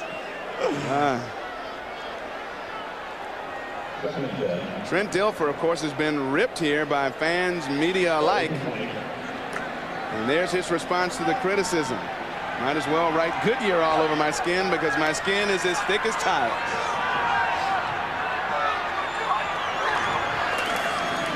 Give to Reggie Brooks, and Reggie Brooks spins forward. We have a couple of flags down at the end of the play. Brooks spins forward for close to 5 yards, and let's see what the officials say. A couple of flags. 17 of them. Personal foul against the Vikings. Personal foul. Number 98 on the defense. Face mask, 15-yard penalty. First down. Esra Tuaolo grabbing the face mask, and the big penalty against the Vikings of 15 yards puts it to the 39-yard line and gives the Buccaneers a fresh set of downs. Well, this is the first time we've called his name today, but oh, I loved it. I loved it. Congratulations to John Blake, looking for his first win there. I hope he does well. The Buccaneers, two receivers split to the near side. 1st and 10. The draw to Allstott. Allstott some room trying to get to the nearest corner and gets it down to about the 12-yard line before Corey Fuller brought him down.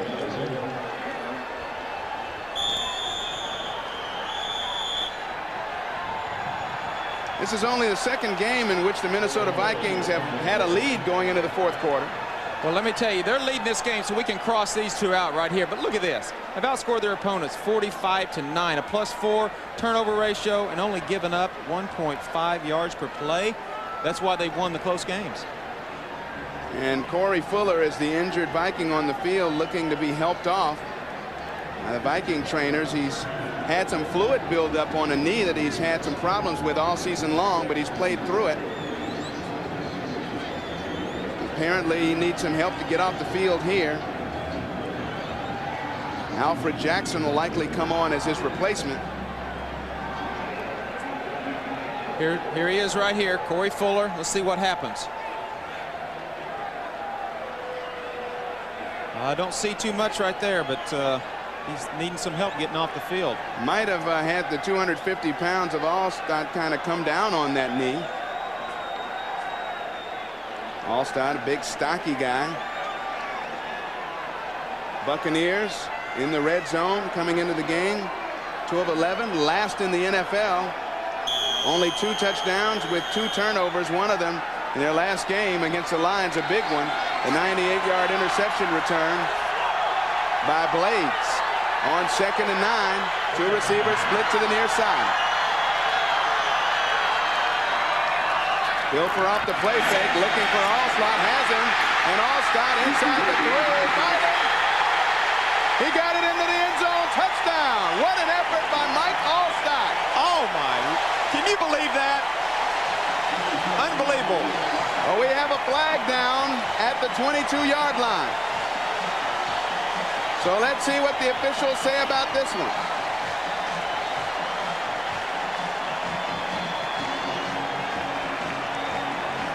Buccaneers kicking team is on the field. Personal foul.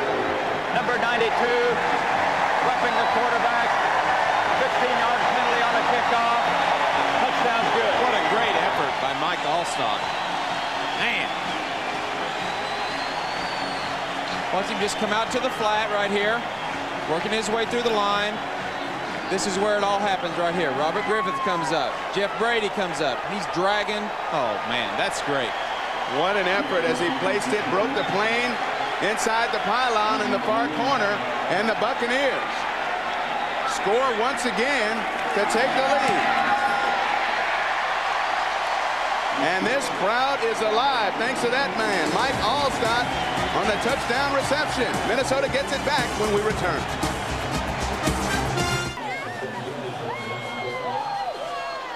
Tony Dungy quite happy with the results. Mike Allstott, 12-yard touchdown reception. And Dennis Green hoping his offense can get things going with the personal foul penalty on the Dilfer touchdown pass. Hustad kicked it off from his 45 well out of the end zone. So the Vikings take over 1st and 10 at their own 20. How about Mike Allstott here? All this is want to. He wants to get in that touchdown more than Jeff Brady wants to tackle him. Maybe that's why Tony Dungy's so high on this young man. Griffith comes up, tries to put a lick on him, doesn't even make a dent.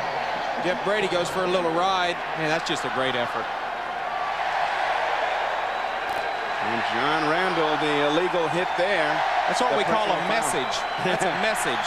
You don't even have to say anything. Don't get too happy to the kid. Trent Dilfer has 2 touchdowns today, ties a career high. He last threw 2 touchdown passes back on September 3rd of '95 in Philadelphia in week 1 of the season. Now Robert Smith stacked up behind the line of scrimmage. Chidi Ahanatu was there. Boy, they're playing with some intensity now. You feel it in the stadium, both offensively and defensively. Tampa Bay's a different team right now. And some tempers flaring down there. Good news for the Vikings. Corey Fuller does not have a knee problem. He was suffering from some cramps down on the field. He is expected to return to the game. 2nd down and 10 as Robert Smith picked up nothing on that carry.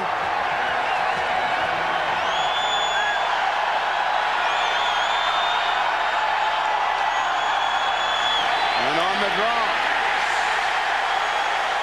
Smith stacked up again. Marcus Jones coming in on that hit. And the Buccaneers defense is fired up. This game is so much mental. Right now, Tampa Bay believes that they can win the football game, and they're playing like it. They're not playing like they're 0-5. They're playing like a leading team in the National Football League. Monty Kiffin, the defensive There's coordinator. Monty Kiffin right there, defensive coordinator. Oh, no, sorry, there he is, there he is. He's the guy without the hat. And the intensity is at full blast right now with this crowd on 3rd and long for the Vikings. Moon looking deep, looking for Ismail, intercepted. Intercepted by Melvin Johnson. Johnson has plenty of room, flag down. Johnson gets down to the 20, but we have a flag back at the 34. Might have been some illegal blocking going on the return, but the Buccaneers have a big turnover. 2 flags down on the play. Old Mo has entered the stadium.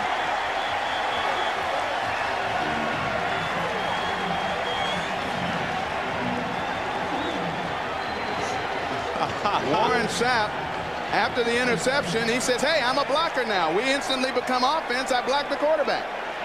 That's what his claim is. Todd Stussy was after him after that play, and Big Warren, all 305 pounds of him, got out of the way. I promise you those offensive linemen turn around and see that. All 5 of them are coming after him.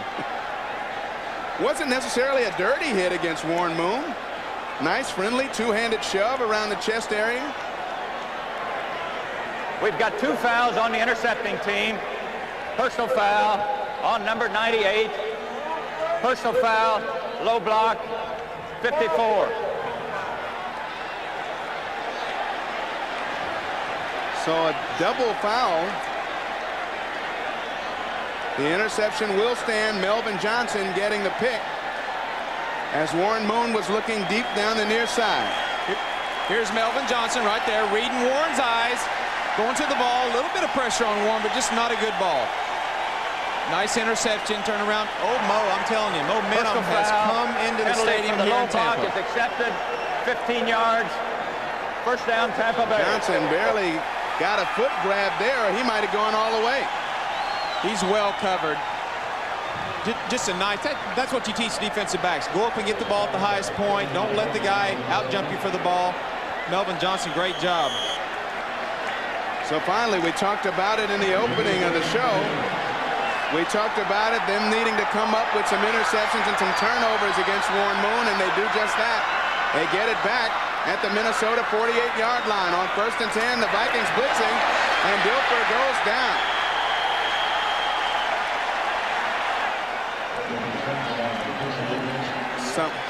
This is only the second interception this year for the secondary. I mean, it's kind of unbelievable. We're in the 7th game of the season. Melvin Johnson with the second interception by the secondary. That's the kind of plays that Tampa has to make, and that's a Tony Dungy football right there. Dixon Edwards coming up on the blitz and eventually getting the sack of Trent Dilfer. And Alvin Harper returns to the game to the boos of the home crowd. Harper with at least 2 drops in the first half. Is split out to the near side. Dilfer to put it upstairs. Goes far side. Has his man on the diving catch, and that was Courtney Hawkins. And Hawkins gets it down to about the original line of scrimmage, just short of the original line of scrimmage. So that'll leave it 3rd down and 10 for Trent Dilfer and company. I see a different Trent Dilfer today. There's no doubt about it. Usually over here we have INT, interceptions, with about maybe 4 or 5, something like that. 0 today, nothing. On 3rd down. 3rd down and 14, call it. Dilfer going deep near side. Looking for Alvin Harper, and the flag is down.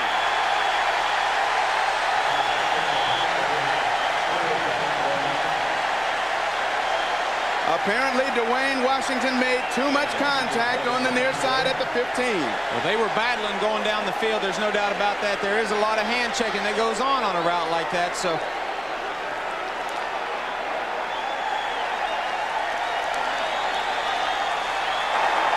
pass interference. Number 20 here on he the is, right defense. down here. Dwayne First down, Washington, Tampa Alvin Bay. Harper. Boy, I don't know. I don't know. When Dwayne Washington looks back for the ball, pretty much fair game after that. Dwayne Washington, 5'11", 186 out of North Carolina State. Alvin Harper, 6'3 and a half and 220 out of Tennessee. Big advantage. Big advantage for Harper going up one-on-one against the shorter Washington.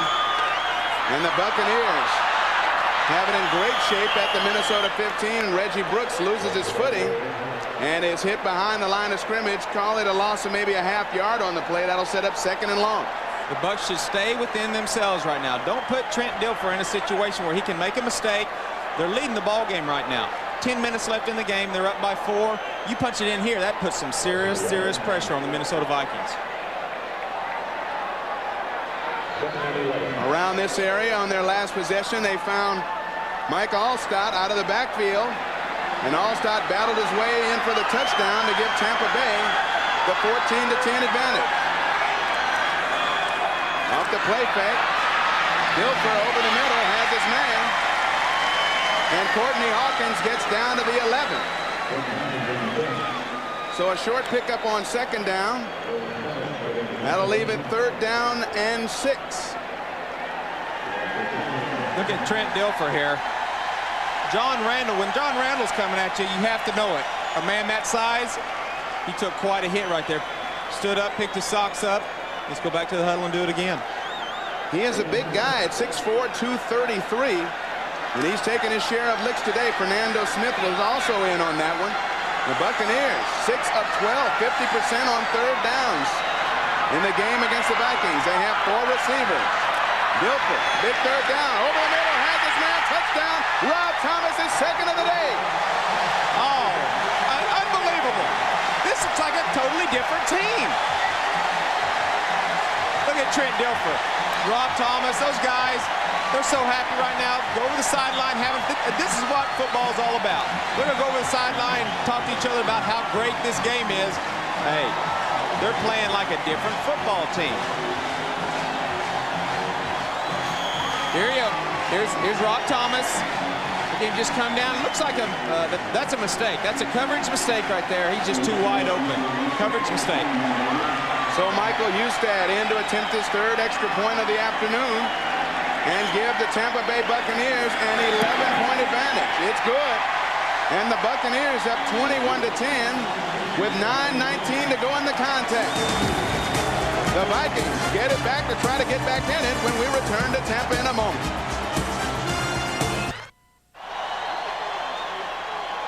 Let's watch Trent Dilfer right here. Nice and calm and collected in the pocket.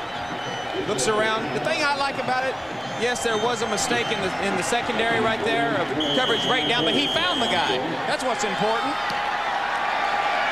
Husted putting it up deep, and Ismail takes it 4 yards deep into the end zone where he'll down the football. Minnesota will take over at its own 20-yard line in desperate need of putting something together. Meanwhile, the Buccaneers, 14 points in the fourth quarter today.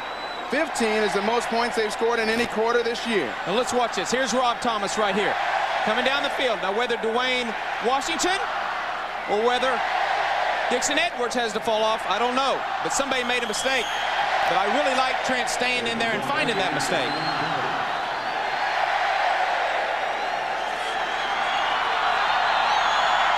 On first down and 10, Warren Moon off the play fake, looking deep down the middle, has his man, Jake Reed. And Jake Reed hit hard close to the 40-yard line. Call it a pickup of 19 on the play for Warren Moon. Melvin Johnson brought him down. Warren Moon and his offense needing to strike quickly here inside of 9 minutes to go in the contest, trailing the Buccaneers by 11. Tampa may be feeling good right now, but that man with the number 1 on his back, and there's no doubt what he can do. He can bring it back. There's no doubt about that. First and 10 from the 39-yard line of Minnesota, and Moon to put it upstairs again. Dumps it out of the backfield, has Amp Lee. Amp Lee hit hard from behind. Chidi Ahanatu gave him a nice shot, but the momentum carried Amp Lee up close to first down yardage. I believe he has another first down for the Vikings. Boy, as a former defensive player, you love to see those big guys coming out on a pass and trying to knock the living tar out of a wide receiver like that. That's just pure hustle. That's all that is. So second consecutive first down and as many plays for the Vikings on this drive. First and 10, the ball at midfield to give to Robert Smith. Smith hit hard. John Lynch coming up from the strong safety position along with Warren Sapp and Lonnie Marks making the stop there. Coming up next, our Fox NFL Sunday doubleheader continues when the Detroit Lions battle the Raiders and the Eagles take on the Giants in a tough NFC East matchup. Exciting NFL action is coming up next right here on Fox. Check your local listings for the game in your area. Tell you what, Tampa Bay's walking around with a little swagger in their walk, feeling pretty good right now. 7 minutes, 20 seconds to go. Plenty of time for Warren Moon to bring this team back. He's done it so many times. And the Vikings in a customary position, trailing in the fourth quarter. Moon gets his tight end, Andrew Jordan, out to the far side. That's complete. Derek Brooks drove him out of bounds. That'll leave it third down and about 4 yards to go. Closer to 5 for first down for Minnesota. Derek, look at this right here. 13 fourth quarter comebacks under Dennis Green. Now that says something about this man right here.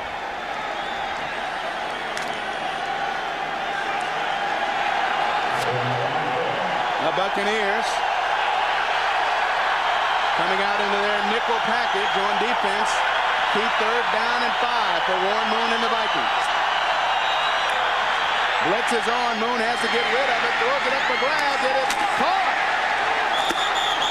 Qadry Ismail makes the catch. And Ismail goes down inside the 30.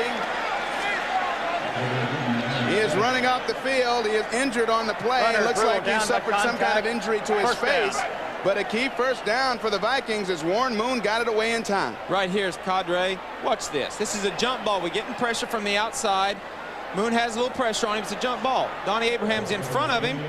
Qadry just out jumps him for the ball. And he is hit hard by Melvin Johnson. Lost the football but recovered it. On first down, Robert Smith cutting up the middle. Spins inside the 25 to the 23-yard line. Ismail's checking to see if he's got all his teeth.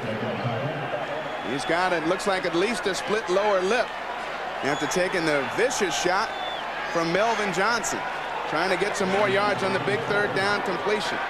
Meanwhile, Robert Smith picked up close to 5 yards on that first down carry. And the Vikings in business at the 23-yard line of Tampa Bay.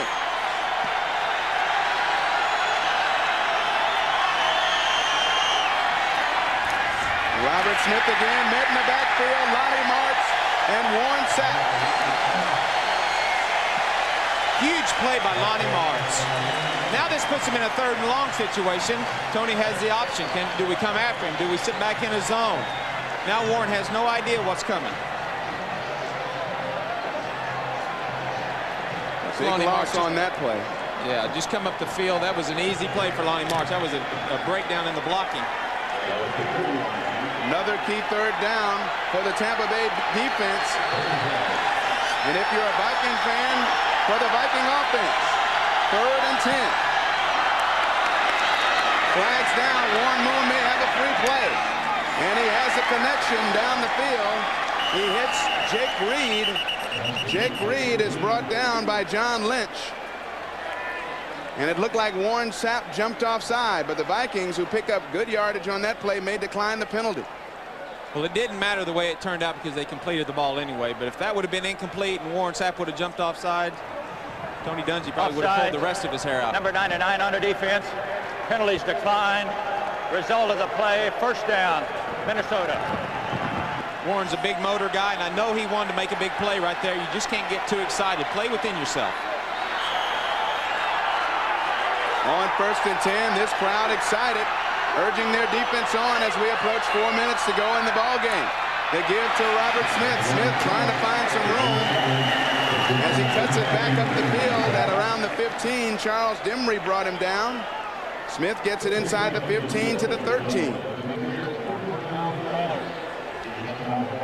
They have to keep him out of the end zone right here. 3 points is going to do the Vikings not much good. If they did go for 3, they'd have to come down, score a touchdown, go for the 2-point. But right now they're looking to punch it in. Vikings with 3 receivers. 2 of them split to the right side for Warren Moon. David Palmer is the man in motion, and Moon pump fakes it, looks to the far side, throws it up for grabs. Almost intercepted by Charles Dimry, who had excellent coverage against Jake Reed. That's a set play from the snap right there. Warren looked off to the right. He was coming back left all the way. Watch Charles Dimry. Staying inside, corner route. Charles just read that like a book. Very nice play. Jake Reed, one of the more physical receivers in the NFL, 6'3", 216 pounds. Going against Charles Dimry, 6 feet, barely 170. 3rd down, a big one. 3rd and 8 for the Vikings at the 13. Again, they have 3 wide receivers. Blitz is on for Moon. He has to get rid of it, and it is incomplete. Tyrone Leggett came off the corner. Chidi Ahanatu was also there, and Warren Moon had to get rid of it fast. I'll tell you what, Tony Dungy found something he liked right here. Watch this. He found something he liked. This is about the 3rd or 4th time they've run this. Been successful every time. The thing I like about it, he's coming from Warren Moon's face. Warren sees him all the way. He knows he's coming. He knows he doesn't have much time. So Scott Sisson will attempt the field goal from 33 yards out.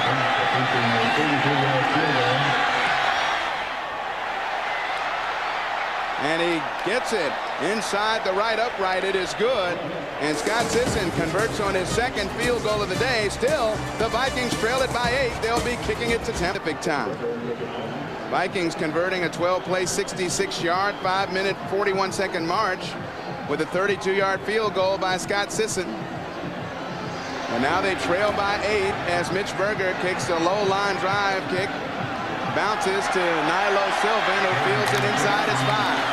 And Sylvan met hard by Pete Bersic at the 20-yard line, where the Tampa Bay Buccaneers will take over when we return to Houlihan Stadium, where it's not so ugly, in just a moment. Qadri Ismail of the Vikings cut inside the mouth, and he's lucky that's all he's got. Let's hear how it happened.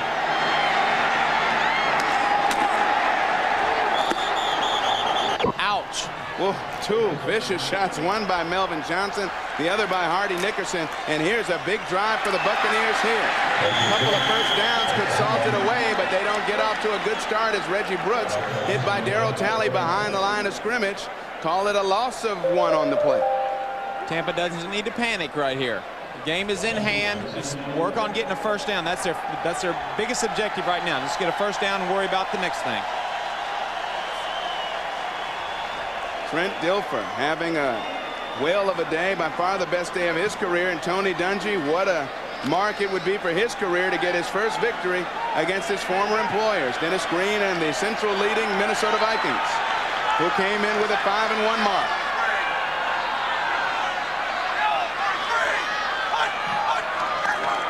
On second down, the give to Brooks right up the middle, and Brooks gets out across the 20 to the 23. That'll set up a key 3rd and long situation, 3rd and 7 for Dilfer and company. Now this is interesting. What does Mike Shula do? Does he put the ball in Trent Dilfer's hand? What if he makes a mistake? Do you run the ball and try to let your defense win the game? Big time. Here's Mike Shula right now. He's thinking, he's talking, trying to figure out what to do. And the Vikings are talking things over as well. They take another timeout, their second of the half. And they got to call a 7-yard or more play for Trent Dilfer, who's for the most part been quite on target today. He's been accurate for most of his passes, even the ones deep downfield where he's had problems earlier this season. I'll tell you what, Trent has really grown up today. I think probably right now Mike Shula's sitting up there thinking he's had a great day. Do we go ahead and try to ice the game right now? Boy, that's a tough call because his past history has not been good, Trent Dilfer. So, you know, do you take a chance and maybe throw the interception here? Vikings with only 1 timeout remaining. Dennis Green and company smartly will get the 2-minute warning. So in effect, they'll have 2 stoppages of play before this one ends, at least 2. And the Buccaneers over 50% so far today on 3rd down. They need another conversion here on 3rd and 7. Vikings showing blitz, and they're coming. Picked up well. Dilfer gets it to the near side and throws that one away as Dave Moore was double covered by Orlando Thomas and Dwayne Washington. Boy, I have a lot of trouble with that call right there. I really do. I mean, you got all these guys, these threats, Jackie Harris, all these guys, and they throw it to Dave Moore. He's double covered in the flat. You know, I don't understand that. Now with about, well, over 2 minutes to go, the Buccaneers are going to turn things over to the hands of their defense. In the meantime, they've got to keep this guy, David Palmer, from returning one big. He's averaging 19 yards per return coming into the day, but Barnhart gets this one high and brought down. Tyrone Leggett with the tackle there, and David Palmer has been a non-factor returning punt so far today. Coming up next, our Fox Sunday NFL doubleheader continues when the Lions battle the Raiders and the Eagles take on the Giants in an NFC East matchup. Exciting NFL action coming up right here on Fox. Check your local listings for the game in your area, and we have a pretty exciting one ourselves here in Tampa. Buccaneers threatening to get their first victory of the year. They're dancing and smiling right now, but I got news for you. Warren Moon has the football, and he is always dangerous at the helm for the Minnesota Vikings. On 1st and 10, the nose of the football on the 30-yard line.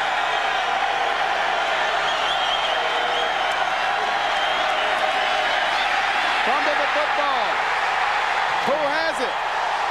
Tampa Bay recovers. Chidi Ahanatu again with the big hit. And he recovered it. Warren Sapp got the first hit on him. Ahanatu recovered. How about Warren Sapp? Now that's what I'm talking about, a big play. You get a first-round guy like that, had some questions coming out of college. In the last 3 or 4 weeks, he's been as big a defensive player as there's been in this league right now. He's making big plays, and that's the biggest of his career right there. Came into this game with no sacks, but Tony Dungy coming right here. Hits Warren's arm. The ball's on the ground. Man, that's a big play. Warren Sapp coming on. Had a couple of sacks in each of his last 2 games. The guy he's going against is about 350 pounds right there, Corey Stringer. Warren Sapp causing the fumble, and Chidi Ahanatu, who came into the game with no sacks, has had a very big day. A big sack earlier in the game, the fumble recovery there, and now the Buccaneers As we're one play away from the 2-minute warning, Dungy signaling for a timeout, doesn't get it. The give goes to Brooks, who spins out tackles, gets it down to the 20-yard line. And that's where we'll get the 2-minute warning, with the Buccaneers simply trying to hold on to it and salt away their first victory of 1996.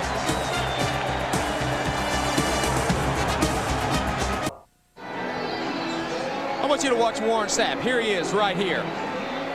Getting double teamed. Corey Stringer, 350 pounds. John Jarek has a hand on him too. That's just pure want to. That's a guy that wants to get in there and make a big play.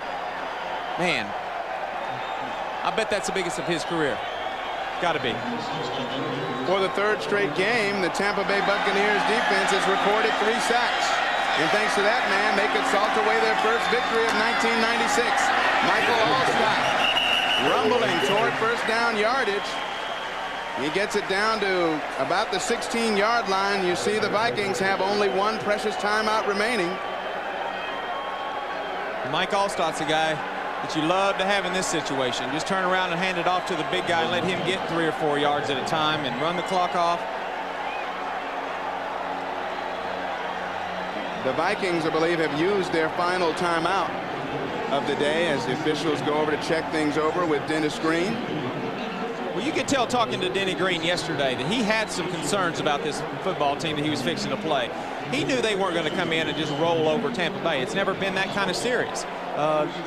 He was really concerned, and you could tell on his face when we talked to him that he was very concerned about it. What a day for Tony Dungy, huh?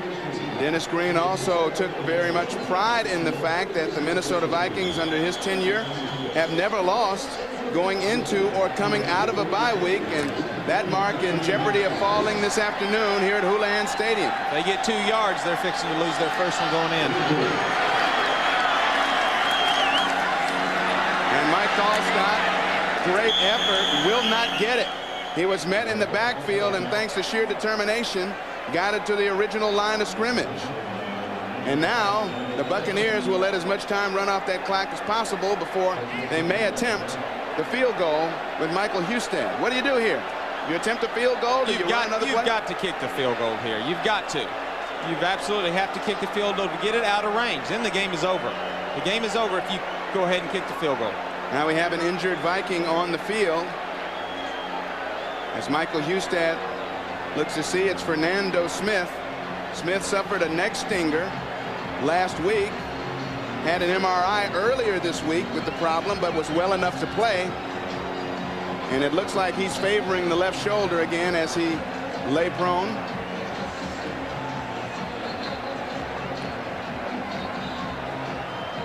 And if the Tampa Bay Buccaneers hold on to salt away this victory, it would be the first for the Buccaneers after the bye week. And here's Smith, the first one to hit Allstott in the backfield, trying to hang on. Well, that's 350 pounds right there running right at you. Fernando Smith threw his head in there to try to tackle Mike Allstott. You can see what happened. It stung him. Fernando Smith walking off the field under his own power, and now on 4th down and 3. I do not see Michael Husted on the field. In fact, he's standing to the left of Tony Dungy and company on your screen. There he is, right there, as Tony Dungy deciding to go for it on 4th down. The only reason I don't believe they would go for it, maybe Tony thinks that a blocked field goal could get you beat right now. You know, they could tie the game on one play with a blocked field goal, but boy, from this close, I think you got to go ahead and let him try, and let's ice the game. And you leave Warren Moon probably about 1 minute and 15 seconds, 1 minute 20 seconds or so to work with no timeouts, mind you, but Warren Moon has been a master at every aspect of the passing game for his entire 19-year career. That's plenty of time for Warren Moon to get it down the field. So the Buccaneers leading by 8, 21-13. Trent Dilfer, a career day so far for Tony Dungy, seeking his first win as an NFL head coach. There's a man right there that got a little bit of a smile maybe on his face, but I'm going to tell you, he's had a great day so far. Dilfer just watching the clock tick down. That's got to make him feel good. Just got his arms crossed out in the middle of the field, watching that clock run, knowing you got your first win of the season. These guys are really behind Tony Dungy. I'm going to tell you, this is a really sweet win for him. He's going to let it run all the way down until probably 1 second is left on the play clock. Burn a timeout and perhaps then bring on the field goal team. Husted coming onto the field to try to salt it away for Tampa when we come back. Plenty more exciting football ahead on our Fox NFL Sunday doubleheader. Game 2, the Eagles and Giants, or the Lions and Raiders. Check your local listings. That's coming up next right here on Fox. Big field goal attempt here. Michael Husted from 35 yards to ice it for Tampa Bay.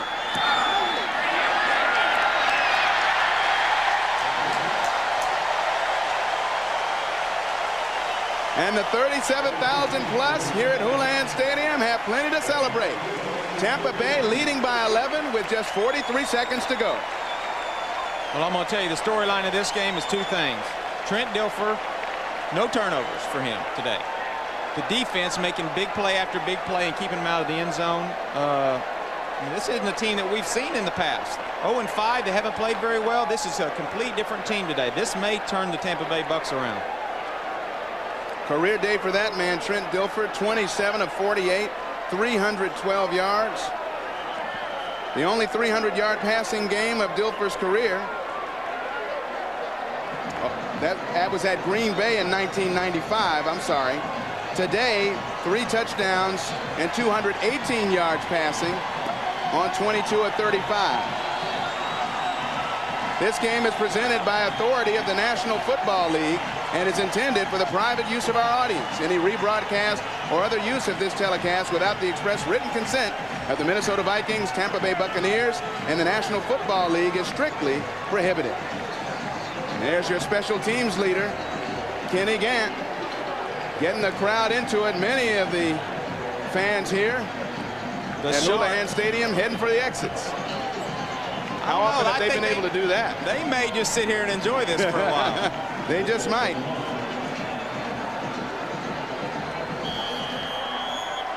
And Husted will kick it away deep. And it comes down to David Palmer. Palmer gets it across the 20 to the 23. 38 seconds to go, and remember, the Vikings have no timeouts left. Well, that's the key right there. They're in dire straits right now. No timeouts. Now, Warren Moon can take him down the field, but he's got to have some help with the clock. That field goal iced it.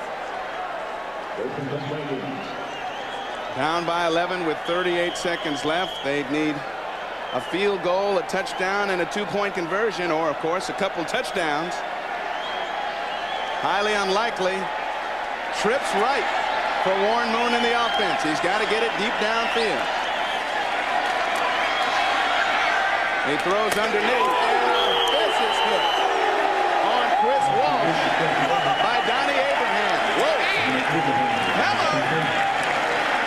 What a hit by Donnie Abraham. As a former defensive back, I almost jumped out of the booth right there on that. That was nice. Had him set up nicely for the big hit. Moon goes to the far side this time, and it's incomplete. As he was looking for David Palmer on the far side of the field. Let's have another look at that, please. Here we go. Just a nice pass out there. Turn around. Woo! Man, that's nice. Look at that. Look over here. Look at all the guys jumping all around the place.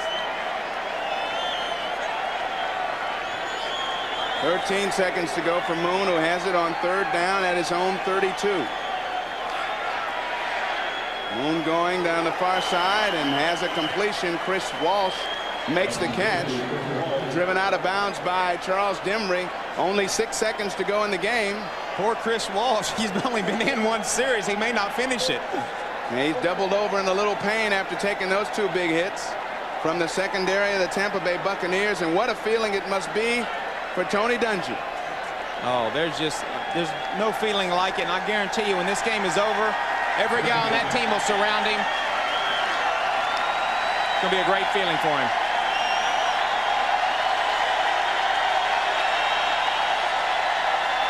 Crowd on its feet as it prepares for what may be the game's final play. Moon buys some extra time for the Hail Mary. And that is it. It's incomplete, and the Tampa Bay Buccaneers have their first win for head coach Tony Dungy. Dennis Green, a disappointing loss for his first-place Vikings.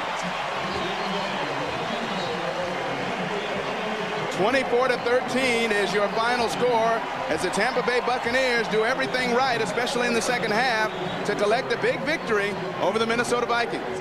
You know, we talked to Denny Green yesterday and how close he was to Tony Dungy.